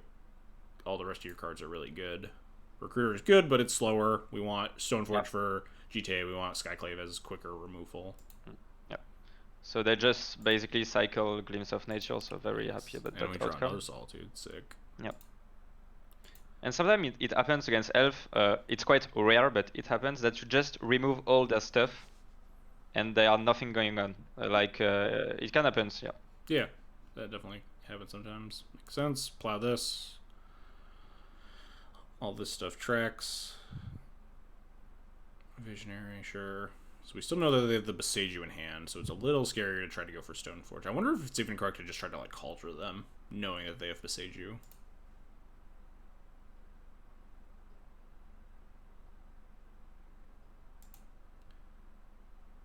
Interesting. Is there a reason we're doing this now? Just trying to like inhibit. We're likely to kill the Birchler or the Aquarian Ranger anyway, and you're just trying to like inhibit Cradle. And just like Cradle Eno or whatever. And that just denies one land if they don't hit land drop, because the turn before that just bounced the forest. It could also it could incentivize them to play the Besage or something. It seems like I doubt they will, but okay. Anyway, try to beat Elf and just lose to Elf anyway. Oh jeez. Oh yeah. All right. Well, we tried our best. Yeah, I couldn't have done very differently this game. I think just. Yeah. I was feeling so confident for game 1. Like, I have my vial with online GT if I draw land next turn. I have 3 removals. But, there's still a world where if they like bricked off a little bit here, you could have vialed in and then didn't have the mana to Besage you this turn. You could have vialed in Stoneforge Mystic, untap, drew land, play GTA, equip GTA, skyclave the Wirewood so you can connect, and then like clear the Heritage or something else. But That, like yeah, they, that was exactly the game plan of. but then they also just drew like perfects right off of the second Glimpse of Nature. Yeah, instantly draw like Heritage Druid, double Metal Sentinel after like the symbiote, just instantly buried. I think this version of Elves is definitely a lot more scary for Death and Taxes specifically because of this explosive nature. Like Reclaimer Elves is gonna do this to you a lot less often. Yep. Yeah, and then Yeah, it's over. Okay, just at least they put you out of your misery. They don't even kill you. They're just. No, that was the most disrespectful Crotterhoof I ever had in my life. But they probably could have kept going. They were just like, yeah, 12's enough damage. yeah, I have to get Caldra because they had both issues. So yeah, game's over. Oh, I guess yeah. The GTA line maybe wasn't that super relevant. I guess they didn't have the Heritage doing it. I was dead on board with the GTA because I just play it, equip, connect, and I just die to. Or they just like besiege the GTA with the the untapping. Yeah, so and then Heritage Caldra at least kills the Crotterhoof, so. And cannot be dead, but they probably just have like second NO in hand or something. Technically is the correct word here. Yeah. Fetch, Dried Arbor, and then NO it away. I don't remember how it ends, but surely I die. Yes. I can't imagine you get to untap. Oh yeah, oh, sure. yeah. The rest of their board is 5/5 steal. Okay. It's so lethal. They don't have to keep doing this. Yeah, they're just wasting time. So yeah. Yes. Okay. I mean that's important. Game 1 they took like 9 minutes. That's very important against Elf. You just need to okay, do your stuff. F6. Yeah. Okay. Maybe I will see another strange card in your list. Or... Yeah, kind of a bummer how good that Game 1 hand was and just like still got demolished. Do you like Surgical in the Elves matchup? No, I don't like it. So sometimes I tried Surgical to kill the Cradle and Surgical it, but anyway the turn away the Cradle that just combo off, so that's bad. But I had so much thing to side out, so why not? But yeah. I think it's bad. Yeah, I think it's bad. I just. All right, we can go to we can take a look at what is actually reasonable to sideboard in here. So Concealed Judgment, Peacekeeper of course, yeah, Containment Priest, and basically that's all. Yeah, so it does make sense that like you have a lot of bad cards you can afford to kind of like I've boarded in Cataclysm against Elves before. It's not great, but like it's great. Yeah. You get to you have a lot of bad cards in the main deck. You can afford to like fiddle around with that sort of stuff. Catacomb is bad. Does nothing. Thali is not very good, but like, you can't even cut them all anymore with how these sideboards are designed, stuff like that. Yeah. Also, Spirit of the Labyrinth is very, very good, but you have to cut one Thalia, I think, two Thalia, and keep 2 because anyway that just tax a bit the Glimpse and Natural Order, and it's a blocker against Nettle Sentinel beatdown, but yeah, that's not good. All right. Yeah, you just 3 cards. So I tried out the Surgical for like 2 Thalias or something like that. Yeah, pretty marginal given how bad Thalia is in the matchup. Yeah. Usually. So I kept it. Yeah.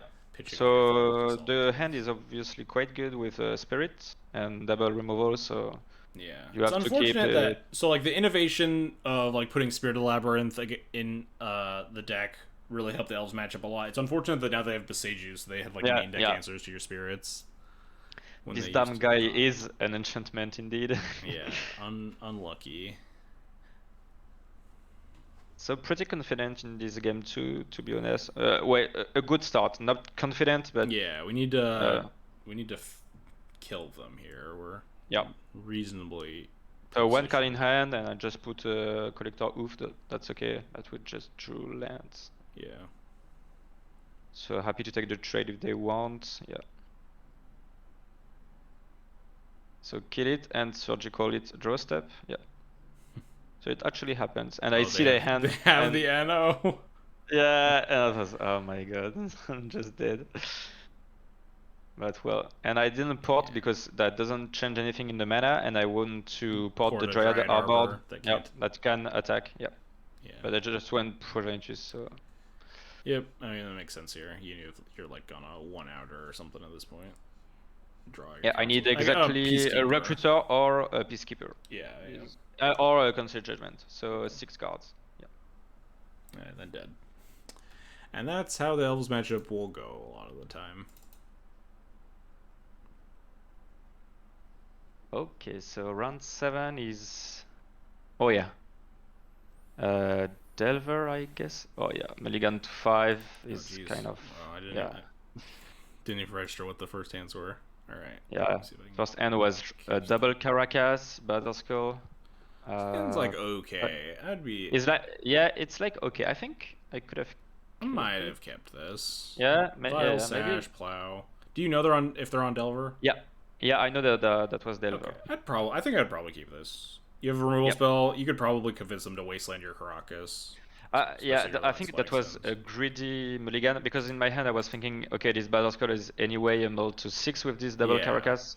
This is a mold to 6, but it's like a pretty good mold to 6, I'd say. Removal spell, relevant 2-drop, turn 1 Vial.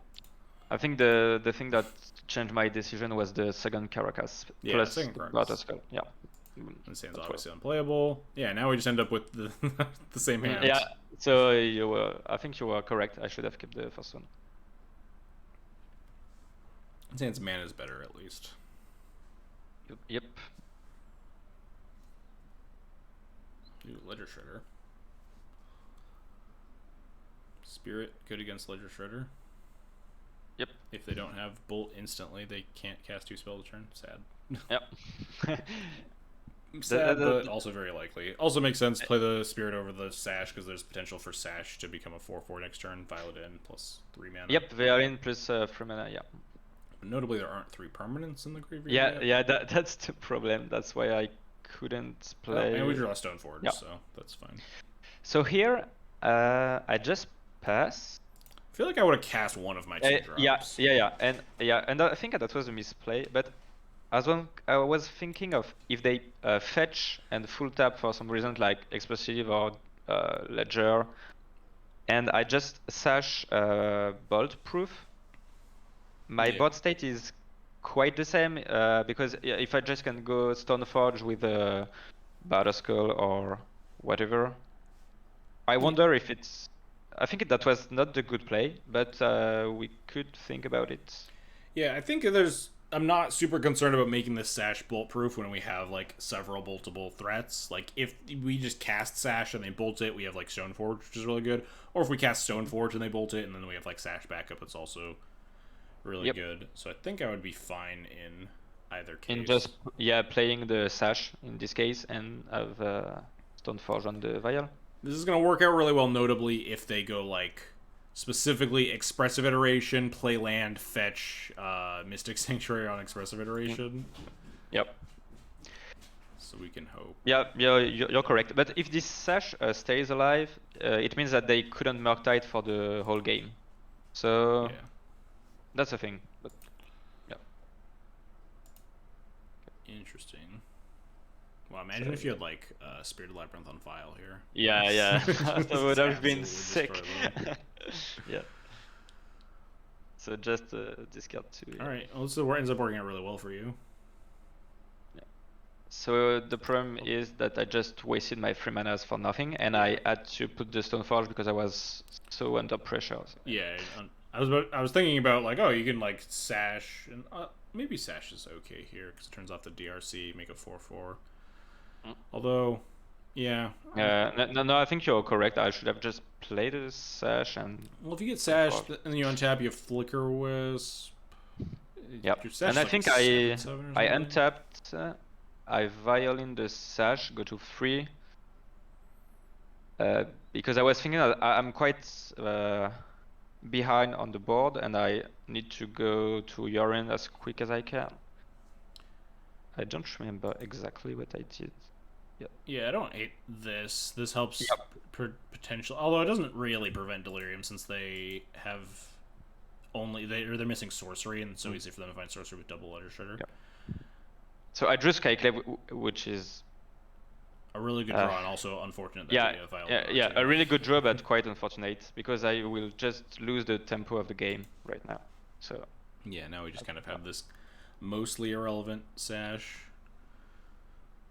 Still alive here, certainly.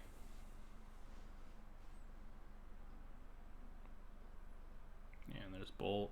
Eat the DRC. Hope there's no sorcery. Never mind. So I think I just used the sash right now, which was a misplay. Oh yeah, this seems. Yeah. Keeping the sash alive versus getting. Because I was thinking if I take my turn, I just Skyclave with my land and in response Flicker Wisp with the vial. I'm okay. And then they 8/8 Murktide you. Yeah, and I marked that. So it will have not changed that much, but I think that was still a misplay to. Yeah, this game got really out of hand really fast, huh? Yep. Yeah. It was hard to navigate because their board state were flooded very fast. Yeah, the lots of creatures boards are really hard to manage all of the So time. yeah, here I have to hope that it doesn't have days. So now you get to like Solitude, Flicker Solitude Yep. at least. Yep.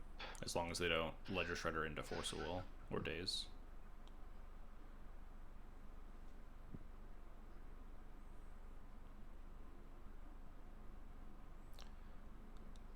Kill that thing. Kill the giant Ledger Shredder. Now I still need to Fade a Bolt, and never mind, dead. Tried so hard. Yeah, I feel like that game was definitely winnable. There are a lot of like weird, tricky decisions in there. I think that was winnable, but I should have played a Battle Skull that turn and let the sash die. Yeah, one of the big things that I think is the takeaway here is that like Lion Sash can be like a pretty big mana sink versus Delver, and sometimes you just don't have the time to do that when you have all these other cards that you also want to be deploying. Like if you had just like cast Stoneforge plus Lion Sash in that turn, if you try to match them on the board and kind of try to keep pace with them rather than try to get your Lion Sash insulated and protected and make sure that like it stays in play, when you'd rather just keep putting things that they need to deal with into play. I think that was a, how could we say it, but a mistake on tempo of the game, because if I was one turn ahead, the way that I piloted the game would have been good, but I was just one turn behind. So yeah, you were just a little bit too far behind, and like you had almost stabilized it like several steps of that game. So it definitely shows that if you maybe had forced them to answer your stuff a little bit more and put less pressure on you. Yeah, it highlights how D&T is intricate and hard to play, because you can see since the beginning of the stream that I made a ton of mistakes. Yeah. It just kind of like spiraled out of control, just like very, very little things, just decisions on like, do I want to cast the Stoneforge, or do I just want to like Lion Sash this turn, and then like how that can like you can kind of like see how that spirals pretty rapidly. And when you're reviewing the game, it's much easier to say that when you're in the game. Definitely. When you're sitting back and watching the game after, you're like, oh yeah, I should have clearly done this. Especially it's like round 7. You get fatigue in these tournaments a lot of the time. But it's a good way to improve looking at the replays and say, okay, maybe this pattern could be one recommendation, I think, is that you should stop having your opponents play DRC into Bobble on turn 1. You should let them have that less. I will remember this recommendation. I think it's a good one. Yeah. So Thalia over Rest in Peace, because Rest in Peace is such a good Rest in Peace is the prize you want to resolve, so force the Thalia will protect the Rest in Peace, it forces some sort of action from them. Next turn we'll just slam Rest in Peace around Days. I think I never played a Rest in Peace under Days in my entire Delver life. Oh yeah, for sure. Yeah, Rest in Peace game does not end, they have second force. Yep. I think now you have to, Yeah, I have to plow into it. If the last card was Days there, it's super brutal, but I think that kind of forces your hand. Yep. Yeah, anyway, I don't have the choice to just kill it right away. So now we need to draw land. Easy. Never didn't have it. Alright. Now we're pretty good here. What are we recruiting? Nothing, because we drew stuff. Never mind. Deal. And I can Westland. here. Yeah, sash makes about as much sense as GJ and sash are like kind of interchangeable here. We already have batter school, which is like the real Yeah, card you want. yeah. Of course, I had Batterskull in hand. Obviously, I would have taken Batterskull. So It's like kind of tempting to want a wasteland here, but also like you have a yeah, pretty yeah. important 3-drop. I think it's good to wasteland actually Because iteration is such a good way to. you're so scared of specifically Murktide Regent. Yep. And I guess also, yeah, Iteration's another card that you could Yeah, off of. yeah. I think I'm quite happy about this play to land. Since I had two basics. Given that you had like several reasonable 2-drops, you'll have plenty of time to potentially find the third land for Recruiter again, I think. Wastelanding to try to keep them off of a Murktide or something. Makes a lot of sense. Now we have Sash. No, this game just snowballs quite a lot in my favor. Yeah. So upkeep port to shut down the red mana. Yeah. And then they miss on their brainstorm, maybe? Oh yeah, they're dead. Oh yeah, they're very dead. Just nothing to do, just attack and pot them and the game is over. Yeah. Yep, make your thing a 3/3. Does it matter? Okay, so they found the bolt, so Lion Sash died, but I think I'm quite happy anyway because they had bolt. Well, they need exactly bolt. Yeah, and you're still really far ahead. Yeah. I think that's fine. They have now exactly bolt into land in a Murktide, which is kind of unfortunate. Which is they drew pretty well also. So. But you're still very alive here, so. So no cards in the end. So we just get a hard guess Solitude, and they very dead. Yeah. Yeah. All right. Easy game. So this end is bad, and I think I put it on Discord, to have some opinions. These are the hands that are always really tempting, especially with the rest in peace. You're just like, God, this recipe is so good. Yeah, it just in the heart of the Death and Taxes player, you see this hand and say, oh my God, if I top deck a planes, this hand is just so good. But yeah, the very disciplined thing is you just gotta put. You don't get to keep one-landers in D&T anymore. No, of course you can't. But I was just putting it onto Discord like, does anyone have this feeling that this hand could be really good? But alright, this hand's much better. Got Timeless Dragon, Plow, Vial, put back a Flicker Wisp. Yep. First appearance of Timeless Dragon. Yeah, this is the first time we've drawn Timeless Dragon. I guess there's one thing we didn't mention in the when we were looking at your list. You actually played the 33rd land over. I think a lot of people play the second Timeless Dragon. Yeah, which I think is fine. Especially if you think your Delver matchup is good, which I think it's at its best with Mono White Sagalith specifically. You need the Timeless Dragon less because the Delver matchup's good enough, and you'd rather have a little bit of extra consistency in other matchups rather than this kind of like slow plane cycle-y thing. Indeed, and you can just play the second Timeless Dragon for the instead of the 33rd land. But I just love landing. Having my land drops is so important that sometimes it could matter to pay 2 to have your plane. So I've definitely had the awkwardness come up with Timeless Dragon and having to pay for your. Yeah, but it's totally fine, I think. Alright, these are the hands you're happy to see. Ponder go into Ponder, land go, no threats at all. Your Vial's still in play. So here, here I don't play my Spirit because if they Wasteland, I just need to. And that's what happens. Plane cycling's right here. Also with the Vial going, Spirit on Vial is much better than just casting Spirit. Yeah. So yeah, plane cycling just makes a ton of sense here.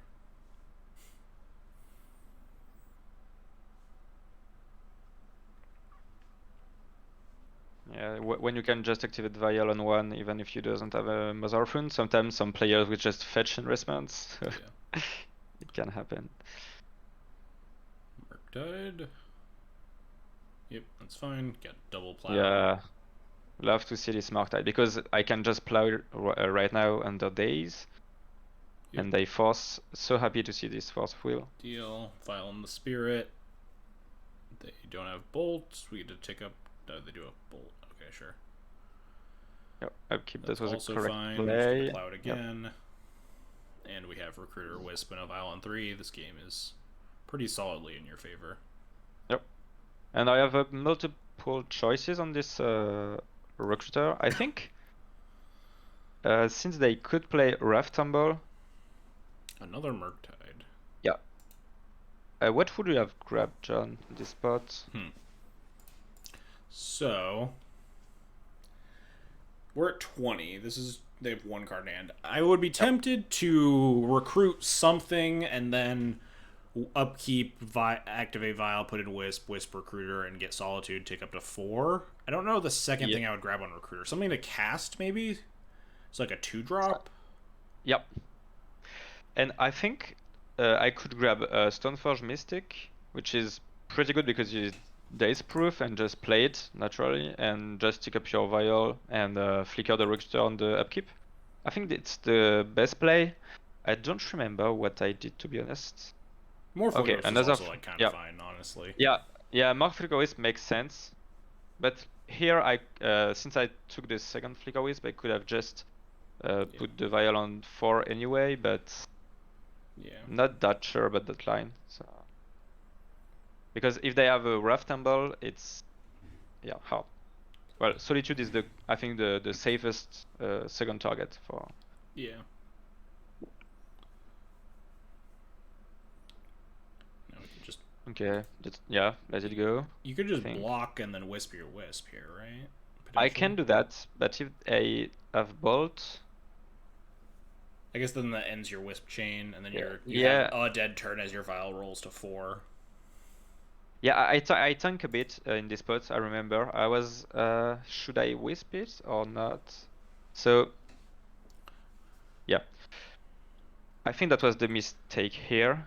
I shouldn't have Wisped the Murktide. I think it's like fairly minor. It keeps you alive during this. Like you have this one dead turn where the Vial's on 4. Yep. You just can put your in your hand here, or something that I'm terrible at. I always forget about Timeless Dragon in my graveyard. So no, I remember. I was thinking, okay, so I let the Murktide go, so take 6. Just Wisp it at the end of the turn. I land Timeless Dragon, and even if they go fetch Mystic Sanctuary, Timeless Dragon checks it. Yeah, and I just put in 7 damage, and then I have Yorion, and that's quite end of the game. So that was.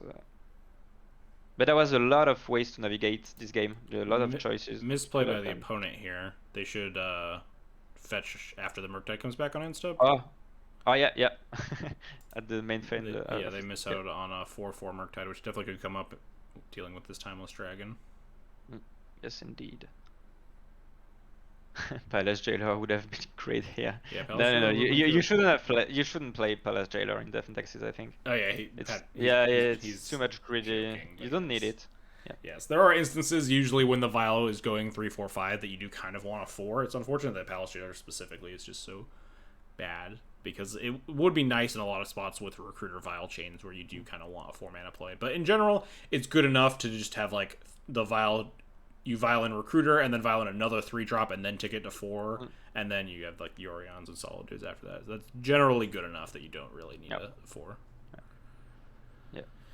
All right. We could just with their dragon. Yeah, Lunil, I'm quite with you with this line. Yep.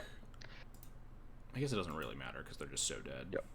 Yeah, no. But it's like slightly better to cast the recipes first. Yeah. That was actually a mistake. And I just said to you that was the first time in my life that just cast the recipes in 2 days. Yeah, that was definitely a mistake. I was just thinking, anyway, this game is so over, but yeah. Yeah. Obviously, also don't cast the recipes while the Murktide's still in play. Just attack and then cast the recipes. Attack. But you can take game actions at random here, and then they're like still dead. You have Solitude Yorion in hand with a Vial on 5 and like a huge board. Like they're just super dead. Yeah, sure. Mystic Sanctuary, your Ponder. Deal. Yeah, local D&T players love Jailer. I used to love Jailer too, but I think it's incorrect to play it. Yes, it's gotten a lot worse. There were definitely points where it was good. I was a big fan of it a while back, but especially now that all the control decks are just like 4 Narset too. It's just like, where is it good anymore? Yeah. It's like good in the D&T mirror. That's it. You play 4 Spirits, they play Narset. You have Skyclave that can be killed to get back an illusion and attack back. There's a lot of spots where JLR is just too bad. Yeah. All right. So you sneak into the top 8 here at 5 and Yeah. 2. So I lost to Elves and Cephalid Breakfast, so 5-2. I have some lucky breakers. And so it's my friend, True Futurism. Yes. We are playing Oopsal spells for this very challenge. Yeah, And not a good matchup for you, regardless of what True Futurism's on post or All spells. Yeah, but... yeah. Green post or Hey, spells. Tough Duke 88, thanks for the follow. All right. So it will indeed implies the mulligan decisions. So you win the die roll, here. which is nice. Yeah. Also, notably, Nothing. This end does nothing. Well, let's talk about this for a second, because I think this hand secretly might actually be good. Okay. The so if you know they're on All spells, which you do, right? Mm-hmm. Then one of the only, like, you have basically no interaction main deck, right? You're never getting to like a turn 2 where you're actually gonna cast a spell. They're just gonna kill you. This hand beats a turn 1 Undercity Informer, right? Yep, indeed. Yep. Because they play 3 Narcomoebas, and you just Solitude. Oh no, they play 4 Narcomoebas. You Solitude 2 of the Narcomoebas, and then they can't kill you. It doesn't beat Balustrade Spy because they have the Balustrade Spy in addition to the 4 Narcs, and then you Solitude 2 things. They still have 3 things to sack for the. So it's quite interesting. So you're betting on the. It's basically just a 50-50 shot of winning, I think. Yeah. It's a 50. Which I think is a better odds than most Game 1 D&T hands. Okay, so it also could be fair. if they try to combo you with Balustrade Spy and have an Archimedes in their hand when they do it. That's fair. That's fair. I was guessing that this end is good. Yeah. I was guessing that if I can have turn 2, which is unlikely, but it can definitely happen if they are just mulliganing into Oblivion. If I find a turn 2 Thalia or Canonist or whatever, game's over. Then you have a chance of living. This hand, I mean, sets itself up to do the same thing, but I assume you're going to end up bottoming a Solitude and a Wisp here instead. Yes. Or bottoming it in such a way that you can't double Solitude on turn 1 anyway. So I can't. Yeah, this hand is really good. I can't really expect much more. So I think it's Spy turn 1. Yeah. Get black mana, do the thing, and then they Spy. Do they have all 4 Narcs? Yeah, it will be a they only have 3. Replay. Yep. Yeah. So this double Solitude does beat, because I think their last card in hand is the 4th Narcomoeba, because they only have the 3 triggers. Yes. Oh no, they pitched one of this Chromux. No, to the Chromux, yeah. So like we were talking about. The first one, Very cheeky way to beat Oops in game 1. I think I would just keep double Solitude, double white card hands against Oops, because you're just so unlikely to beat them any other way. Yeah, that was definitely correct, yeah. So I'm not that used to play this matchup, but yeah, I should have kept the second Solitude. Oh, yeah, unless they have Pact Bind, unless the last card in hand is Pact of Negation, but then you just can't win anyway. But, all right. Okay. Well, now we get all of our sideboard cards, so there's more hope. All right, Snap Keep. Yep. Deafening Silence into hopefully Rest in Peace. Yeah. And then also. So we're talking into French on the chat, just saying that game 1 is quite unplayable for me. Yes. Oh. Yeah. Easy. Draw land. Easy. And this game is. If they have Force of Vigor, it's over. Also, happy to grab this Canonist. I could have got Thalia, but if they have Force of Vigor, they have to kill. I was gonna say Containment Priest just prevents them from winning, right? Yep. So Containment Priest, I think they can't. Do they run? They can beat it if they have the what is that called? The thing that shuffles like 3 cards back into their deck. They can mill themselves and then shuffle the 3 cards back into their deck. They play it. I think that's. I know some of the Oops lists. Memory's Journey. Yeah. I think we would have seen in game 1 something to look for when you mill all the cards over. So it's interesting. I think you're correct. Containment Priest was better. Yeah, that was better. Yeah. Yeah, because everything is going to die to a Force of Vigor, but it doesn't seem to matter too much. I think they're just dead, and then we'll just mulligan to Surgical Extraction here, and we'll be fine. All right, hand is unplayable. Opponent mulligans, which is good for you. Yeah. All right, this hand is much better. Just a good hand. Yeah, surgical, Yes. Thalia, We get to bottom this Solitude, Spatter Skull. We have surgical, turn 2 Thalia, turn 3 like Stoneforge for Cauldron or whatever. And they've mulled to 5 and they don't try to kill you on turn 1, which is great. We also have double Solitude. We have the potential line again if they like discard your surgical and then go off with Undercity Informer. But if they just pass the turn again, then the game just becomes much. Yep, that's the power and the weakness of Upsal spells. Yep. So second Agenjo feels weird.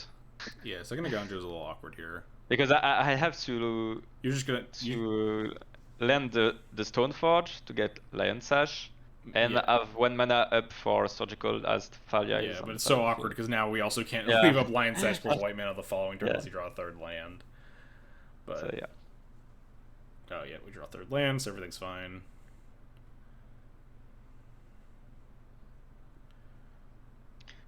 Yep. So quite fast magic. Yep.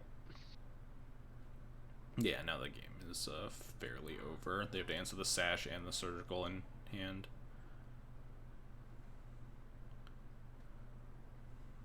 Apply more pressure. Yeah. Okay. Kill the Sash.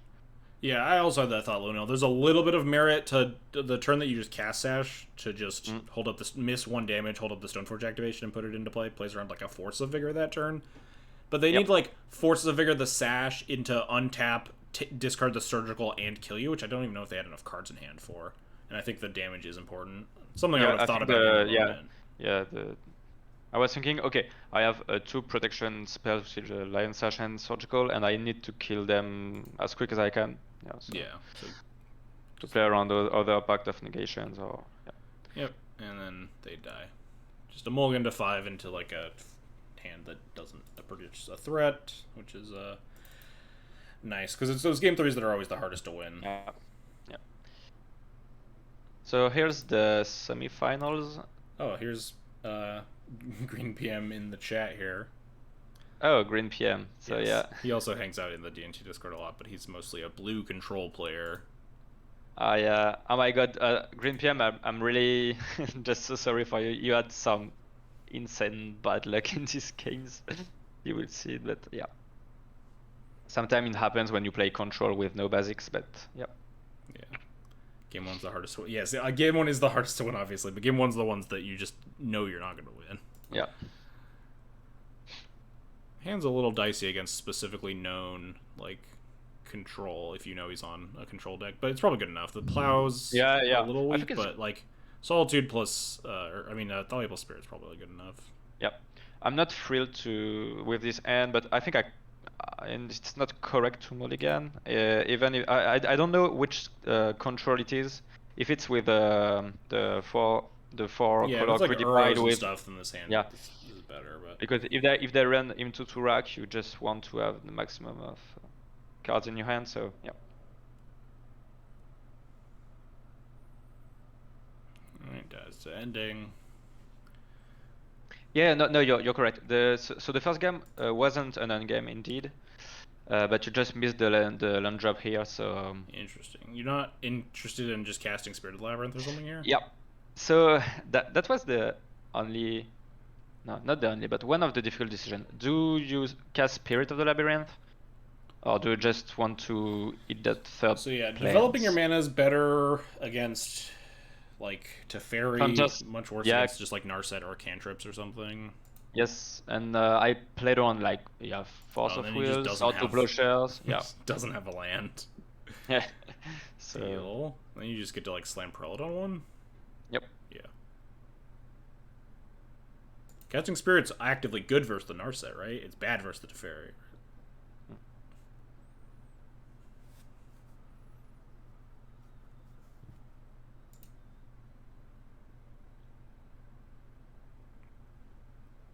Against Upsal spells, John was right. We have to keep the double solitude. Yeah, and that was game over. Yeah. Okay. I will remember it. Yeah. This attack's a little suspect. I don't know if I would have attacked into Snapping. Like we can cast the Solitude, but if they also have like Force, it gets pretty awkward. And I don't think the 2 damage is worth. So to be honest, I thought about this attack, and if they Snapcaster, I was wondering. I just land before attack, so I have a 5 land, and I can hardcard the Solitude, and I just target for a 1-drop spell that couldn't be cast. So that was like quite a risky play, but high value play if they doesn't have Force of Will. And I feel like this Prelate on 1 isn't that good anyway against control. Like it has some value, but if I dodge Force of Will in this spot, I'm just so much good. So I wonder. This does work out. Oh Yeah. jeez. Yep. Now we're That pretty far was in the driver's seat. Have a pretty hefty board state. We just get to like put Yorion in our hand, punch them with everything again. Yep. I think they didn't play Supreme Verdict or anything else. So yeah, just Battle Skull, and anyway it will stick the board. So.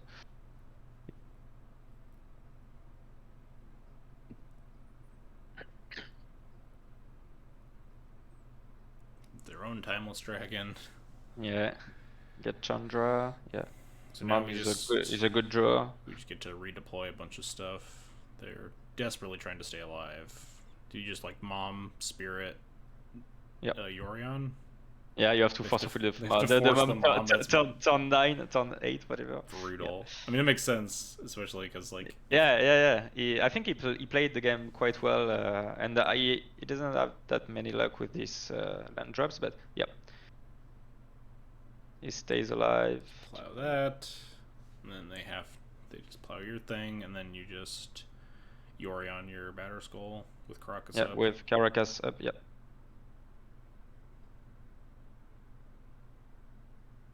Yeah, that's what I was saying, Jax. I'm pretty sure Double Solitude Game 1 is like the best thing, one of the best things D&T can have, because you're so unlikely to ever get to turn 2 against Oops. Double Solitude beats Undercity Informer. Triple Solitude beats Balustrade Spy. Mom is super scary now. Yeah. Yeah, we have Crocus up with Yorion. Pretty bad for them. Yep. So here, that was. He doesn't float. Yeah, that's just Pyroblast, you know. Oh. And and I was thinking about it. The very calculated don't float mana to tempt him into the equip. Yeah, actually that was a pretty insane play by the Green PM, because I was thinking, okay, it just have to let me kill you. I just have to equip Battle Skull and attack. That's so funny. But he actually had Pyroblast, so I was. Yeah, I think he's still massively dead here unless he finds Force of Will. No, he only has one card in hand. He's just dead. You know, you just get to replay Yorion. Croc is still up. Full your Batter Skull. Yeah, and then Mistress Entry to Pyroblast to put it back. So draw a spell. Yeah. So dress down. Oh yeah, okay. We get to counter this Yorion. And I still play even if there's dress down, I still play it because no cards in hand, and if I equip with Battle Skull, top deck like Flicker with Fructor, just game. So I think it just generates a lethal attacking threat. Seems fine. There's not a lot of.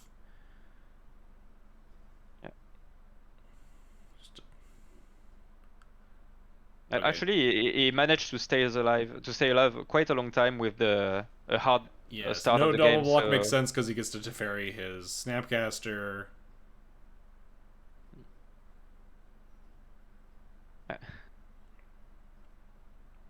Trying to go for lethal again.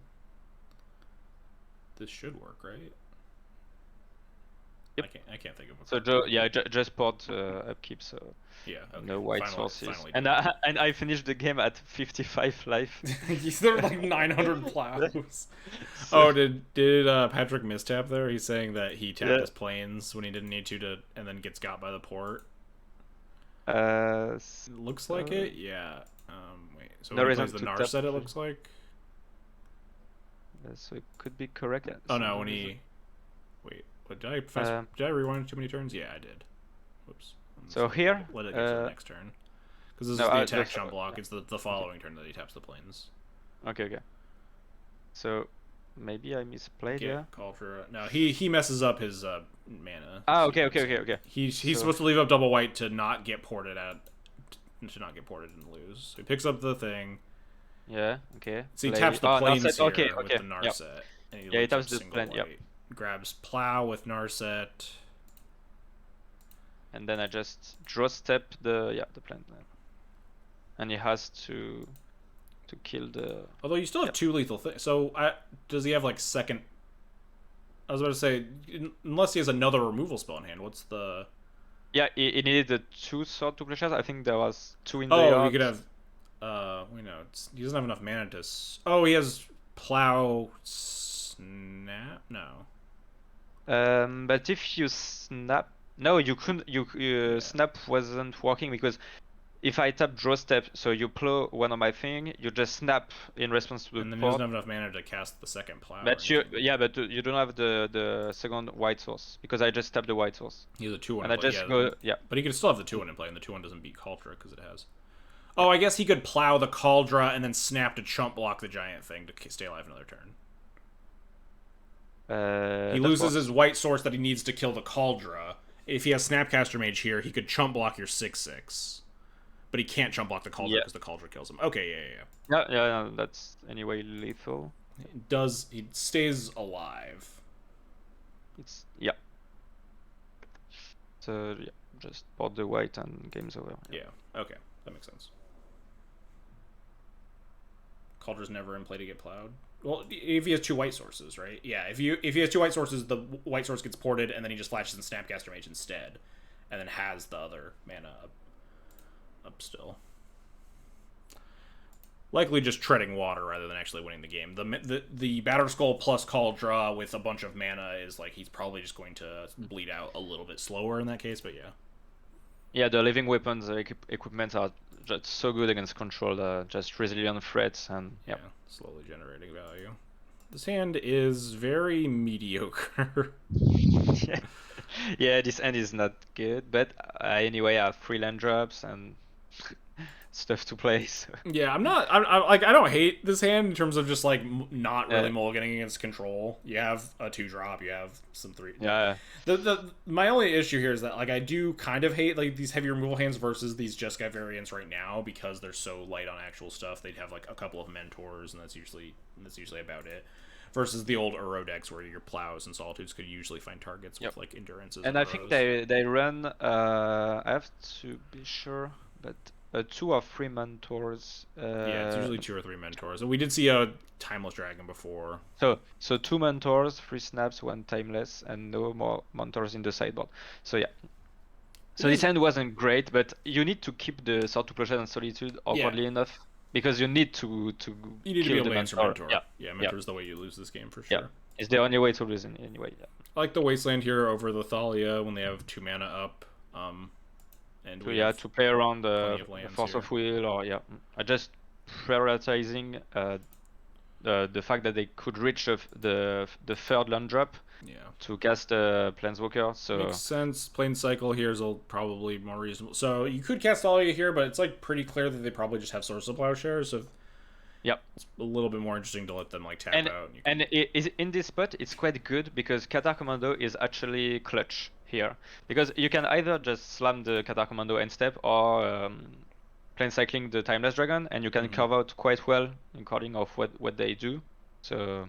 Yep. Yeah, if they play Teferi, obviously the Cathar is not what you want to be doing. You'd like cycle Timeless Dragon or something. But Patrick just misses his land drop again. You should really work on hitting your land drops, hitting your 3rd land drop more. Flash is broken.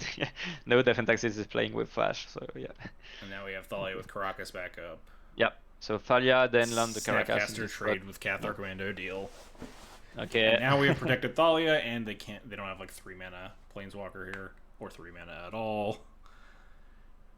So I could slam the Vial. I think I just plane cycling and just put, I think I because if I top deck another land, I can eternalize the Timeless. I kept 3 times as many lands as the previous hand, so no. Yeah, it told me in the chat that. Did you keep like the 1-land Brainstorm or whatever? Oh, moving to discard. The 3-lander and just draw into Oblivion and clean up You love to see it. Good, clean magic. I don't even know if I would have made a 4/4 there, honestly. I might have just like cast Vial or put Yorion in my hand. So I kept a fucking 3-lander. Yeah, that was obviously unlucky from him. Kept 3 lands, draw 3 drops. Yeah, that's exactly enough lands to cast your 3 drops. I don't know what the problem is. And then this Mother of Runes down 7 is just so annoying for him too. It's like... The Thalia plus Crocus continues to beat down. Just like put Yorion in your hand, I guess. You could cut red, but I don't know if that matters at all.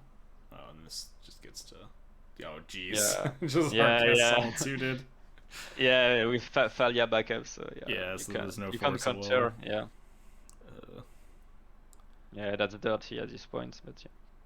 You have a mountain in this deck? Wow. Alright, well. I guess that makes sense. More sense with the Vistas. Yep.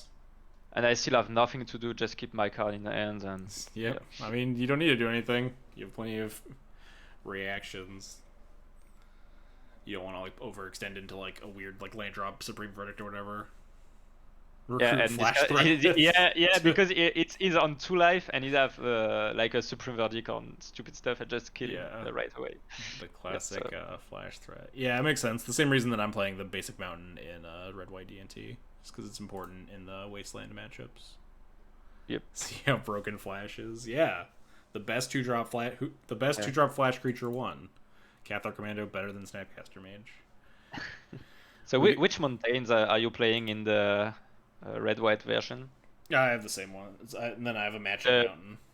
The matching, okay. Yeah, yeah, the Time Spiral MPS mountain to go along with my planes. Yeah, that's fair. Okay. So you get the revenge match. I always love the revenge matches where you lose to someone in the Swiss and then you hit them in the top 8. Yeah, so for the record, Holler offered me the split because he was really tired. And I said, okay, but we're still playing for the title. And I knew that was Elves, but I just wanted that revenge. Yeah, yeah. I mean, if you're against Elves in the final and they offered a split, I'm absolutely taking that, especially with how late it is for you. Yeah. I took the split, but we just played anyway. So I want to play. Sorry. Yeah, snap it off. But also, yeah, you gotta play for the glory. For sure. This is a good hand, or good enough. You have Plow and Spirit.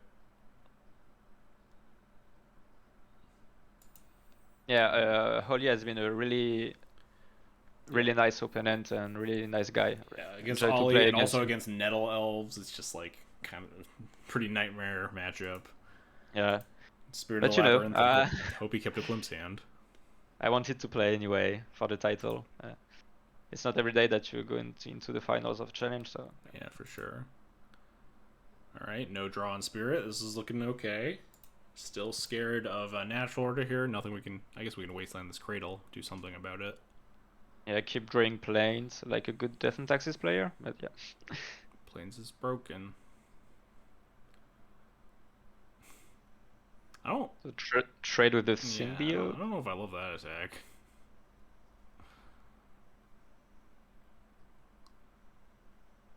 Yeah, take 3. Okay.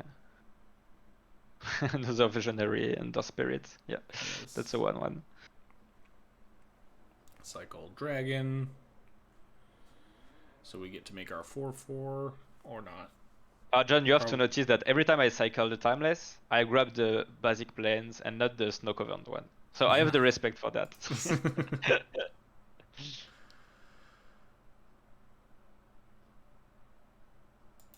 It also makes sense. Killing the creature is probably more relevant. I don't think we're really losing this game on damage, so like the Plow plus Yorion makes a lot of sense over the Timeless Dragon here. So here Yorion. 4/5. Yep. And then the turn after I can double spell. Yeah, we can double spell. Oh yeah, I was about to comment. So there are cases where you probably want to save your Yorion because it's like obviously better if you draw some like ETB triggers and stuff. But for the sake of curving out, we do want to stem the bleeding a little bit. So like the ability to have 6 mana and exactly 6 mana of plays is more relevant than like potentially preserving this ETB trigger. Although then we immediately draw Solitude. So. Yep. And I don't even put Solitude because at this point of the game I was thinking, oh, it's a strange game. He just drew into oblivion, and I just need to kill him as fast as I can. Yeah. Killing like solitude, like whatever a Carrion Ranger won't do that much. So yeah, you're just like dead to top deck NO, so you just need to put them dead. Which drawing Swordforge definitely helps. Yeah, that GT was pretty clutch. GT, kill the thing, kill the other thing. I think we might still be dead to NO here, but I'm not sure. But they don't have it. I think I do the math, and I was dead to NO, yeah. So just dodge. Easy, they just don't draw it. So really, really happy to win game 1 against Elves. Game 1. Game 2 hand is great. Yeah, this hand is such a good hand. Mom, plow, solitude, Ethersworn canonist. Yeah, and he landed both issues, so I was pretty confident for my Ethersworn canonist to stay alive a bit longer.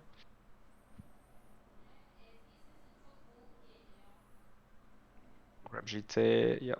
So for GT makes sense. Is there a chance you want to solitude this turn to not just get NO'd? I mean, it doesn't matter because they had Cradle NO, but yep. So you know that Ethersworn canonist is just amazing against elves, and sometimes it just doesn't even matter. So yeah. I think you want to solitude something that turn to play against normal land drop NO, but they just had Cradle NO, so you're just like super dead anyway. But yeah, maybe I should have solitude upkeep or whatever. Yeah. Because I couldn't solitude in my own turn. Oh yeah, you can't do it. But yeah, you can solitude on their upkeep before they have upkeep. Yeah, that was I think the correct play indeed. Yep. Makes sense, but now we just. It was like 1 a.m. for me at this stage of the tournament, but yeah, that was. It's unfortunate that we also don't have the mom in play yet, so we can't protect this Peacekeeper. Yep. Oh, and then they just put Grist in their hands, so you're just objectively dead. Yeah, but I. Oh, they can't cast it yet. Never mind. Oh, we can solitude the Birchlaw Rangers. All right. Yeah, and hoping to fade the black sources. That was. They put a Besage in their hands, not black. Oh, never mind. We tried. Yeah, unfortunately, there was never a really good window to have this mom in play. Otherwise, the second white sources was lacking this game, so yeah, unfortunate. So game 3. Game 3 on the play. Oof. I hope you have some time left to see this game. Yeah, that first hand. Yeah, this first hand's a bummer. Spirit Labyrinth, not quite good enough to keep this hand, huh? Yeah, I think you have to mulligan this hand. It's not good enough. Yeah. Could we have solitude itself? Hang on, let's rewind. Well, no, because they killed the Peacekeepers. How are you winning after you? Yes, I could have stayed alive one more turn by solitude one of my thing, but my only way to stay alive was to cancel Judgment the Progenitus, and I didn't have the second white source anyway. So if I draw Cancel Judgment, I couldn't cast it, and if I draw Plains, it died. You don't have Cancel Judgment. Yeah. Makes sense. All right, this hand's much better. What did we bottom? I think Flagstones. Yeah, makes sense. Yep. All the other cards are probably too important. You'll probably find a land. Having the Recruiter in the back pocket's more important for Peacekeeper concerns. For Peacekeeper, yeah, indeed. Sure.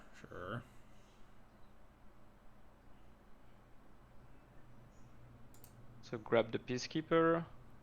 Makes sense. I mean, there's no other choice here. I think Peacekeeper, especially with the mom already in play, is one of your better options. Yeah. That's the only. If they don't do anything scary, you also just have the option of land drop 4, GTA equip, attack, GTA equip attack.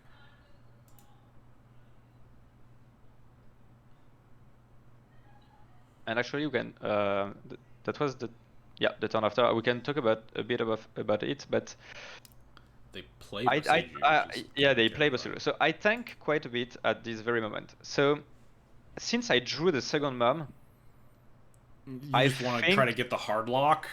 Yeah, I think the hard lock was real because I can just GT equip, kill 2 creatures, and that's probably really good.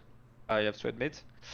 But my only goal here is to win the game, right? So if I land Peacekeeper and second mom, and they play the Natal Sentinel, which is quite soft on removal, I saw only Grist, I can't even lose the game.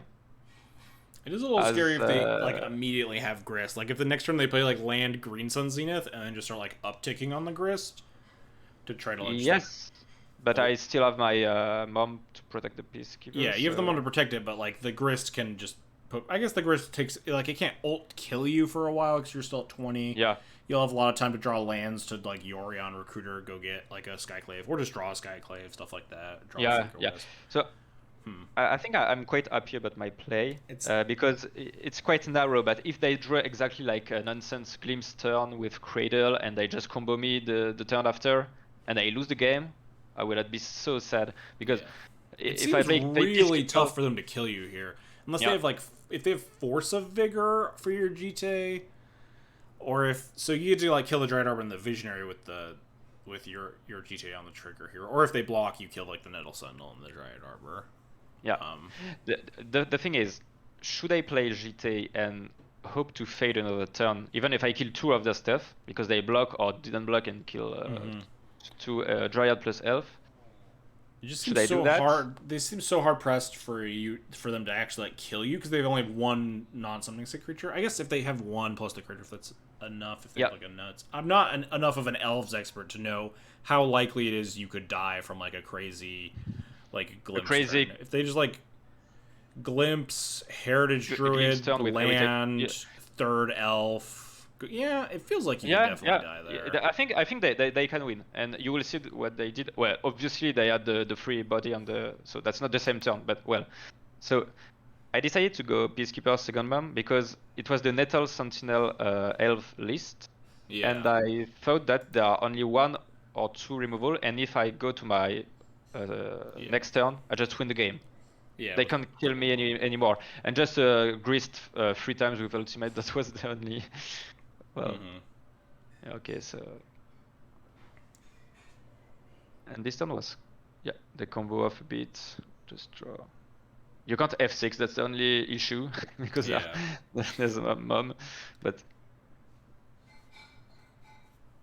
Oh, they're gonna have a really big glimpse turn. Yeah, the scariest thing about the Peacekeeper locks is if you give them enough time and you don't have, like, Prelate in the mix as part of the Peacekeeper lock, then they could potentially just make actual like pretty basically infinite mana and then just like have like 3 abrupt decays in hand or whatever, but it does depend highly on like what the lists are on. Like I know a lot of the lists are playing like Shriekmaw and stuff lately, which means that it's even harder for them to actually break up the Peacekeeper. There's natural order for like Grist here. Natural order for Symbiote to keep drawing cards. Sure. Yeah, but Trick Mode doesn't make it because it's sorcery speed, so you couldn't. So you can't stack like they could with other elves lists where you go just like, okay, I'm gonna have just like 12 mana and I'm just gonna cast like 4 decays on your Peacekeeper.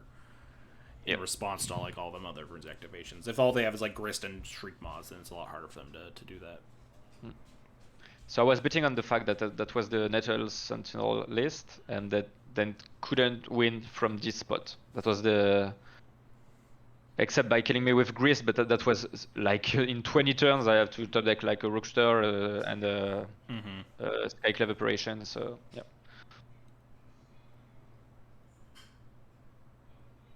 So the turn is quite long.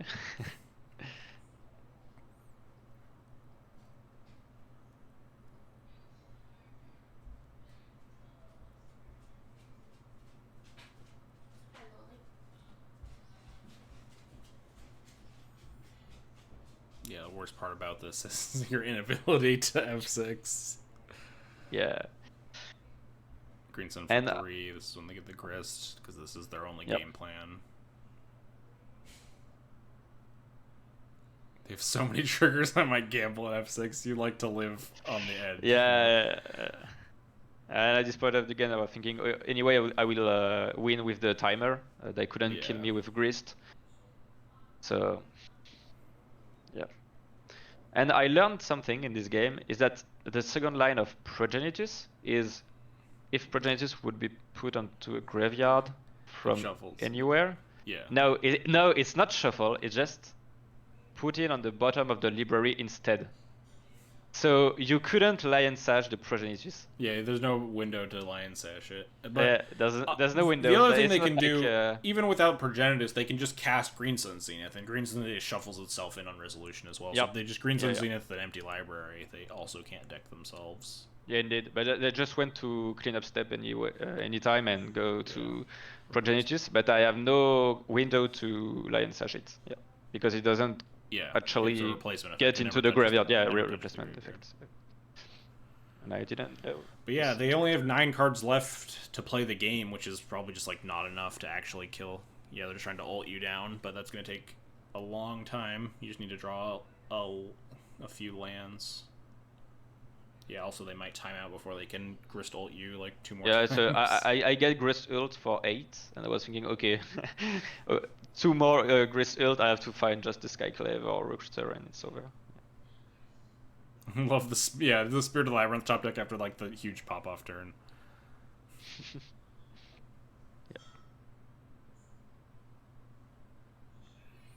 Oh yeah, you do have the you could be activating the sash, right, to check the Grist ult if you were concerned about that, to eat all the creatures. But I have a they have Collector Roof. Yeah, that's Collector Roof. So I was thinking about that too.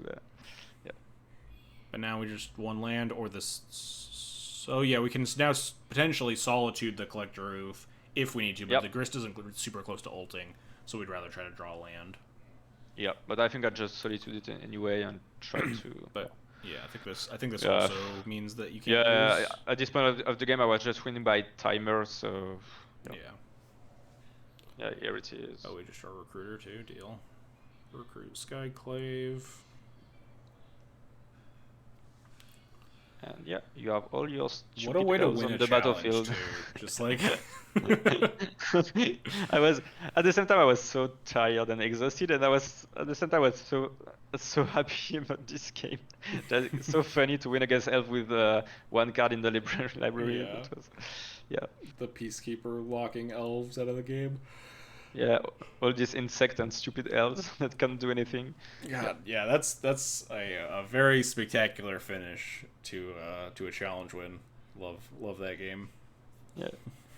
So I had this moment with the Cataclysm on Jocolops and this game against elves, and for these 2 games I'm happy to be alive. Oh yeah, you had some real good games in this challenge. You had some really nice like textbook games against like Delver and Control and stuff. Then you had some like very absurd games like the Cataclysm on Chandra Karn, like the Peacekeeper locking. Peacekeeper locking elves is always so fun. I remember I was on one of Honorog's streams at some point when he was playing Death and Taxes, and then we Peacekeeper locked Blue-Green Omni out of the game. Yeah, and I have kind of a story with Anzid. At the time I was playing against him like maybe last year, and I was running 3 Cataclysm, and he was playing whatever control pile.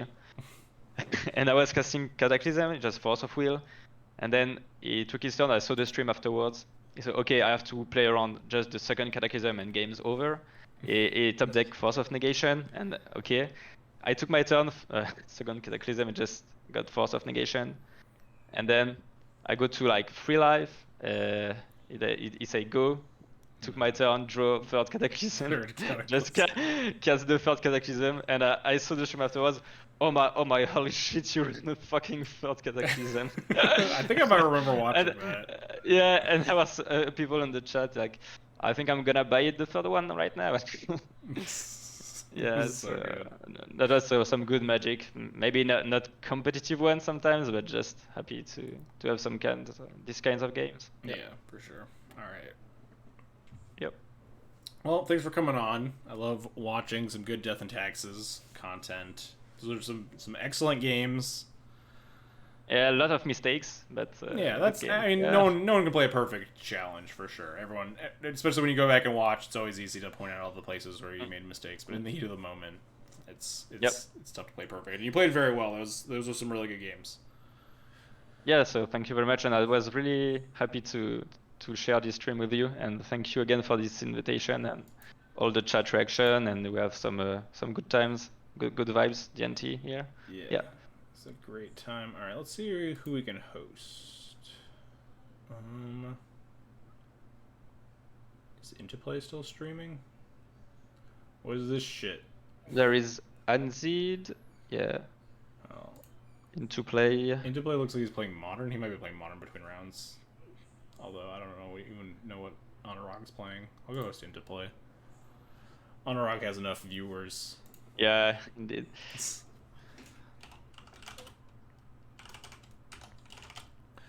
All right.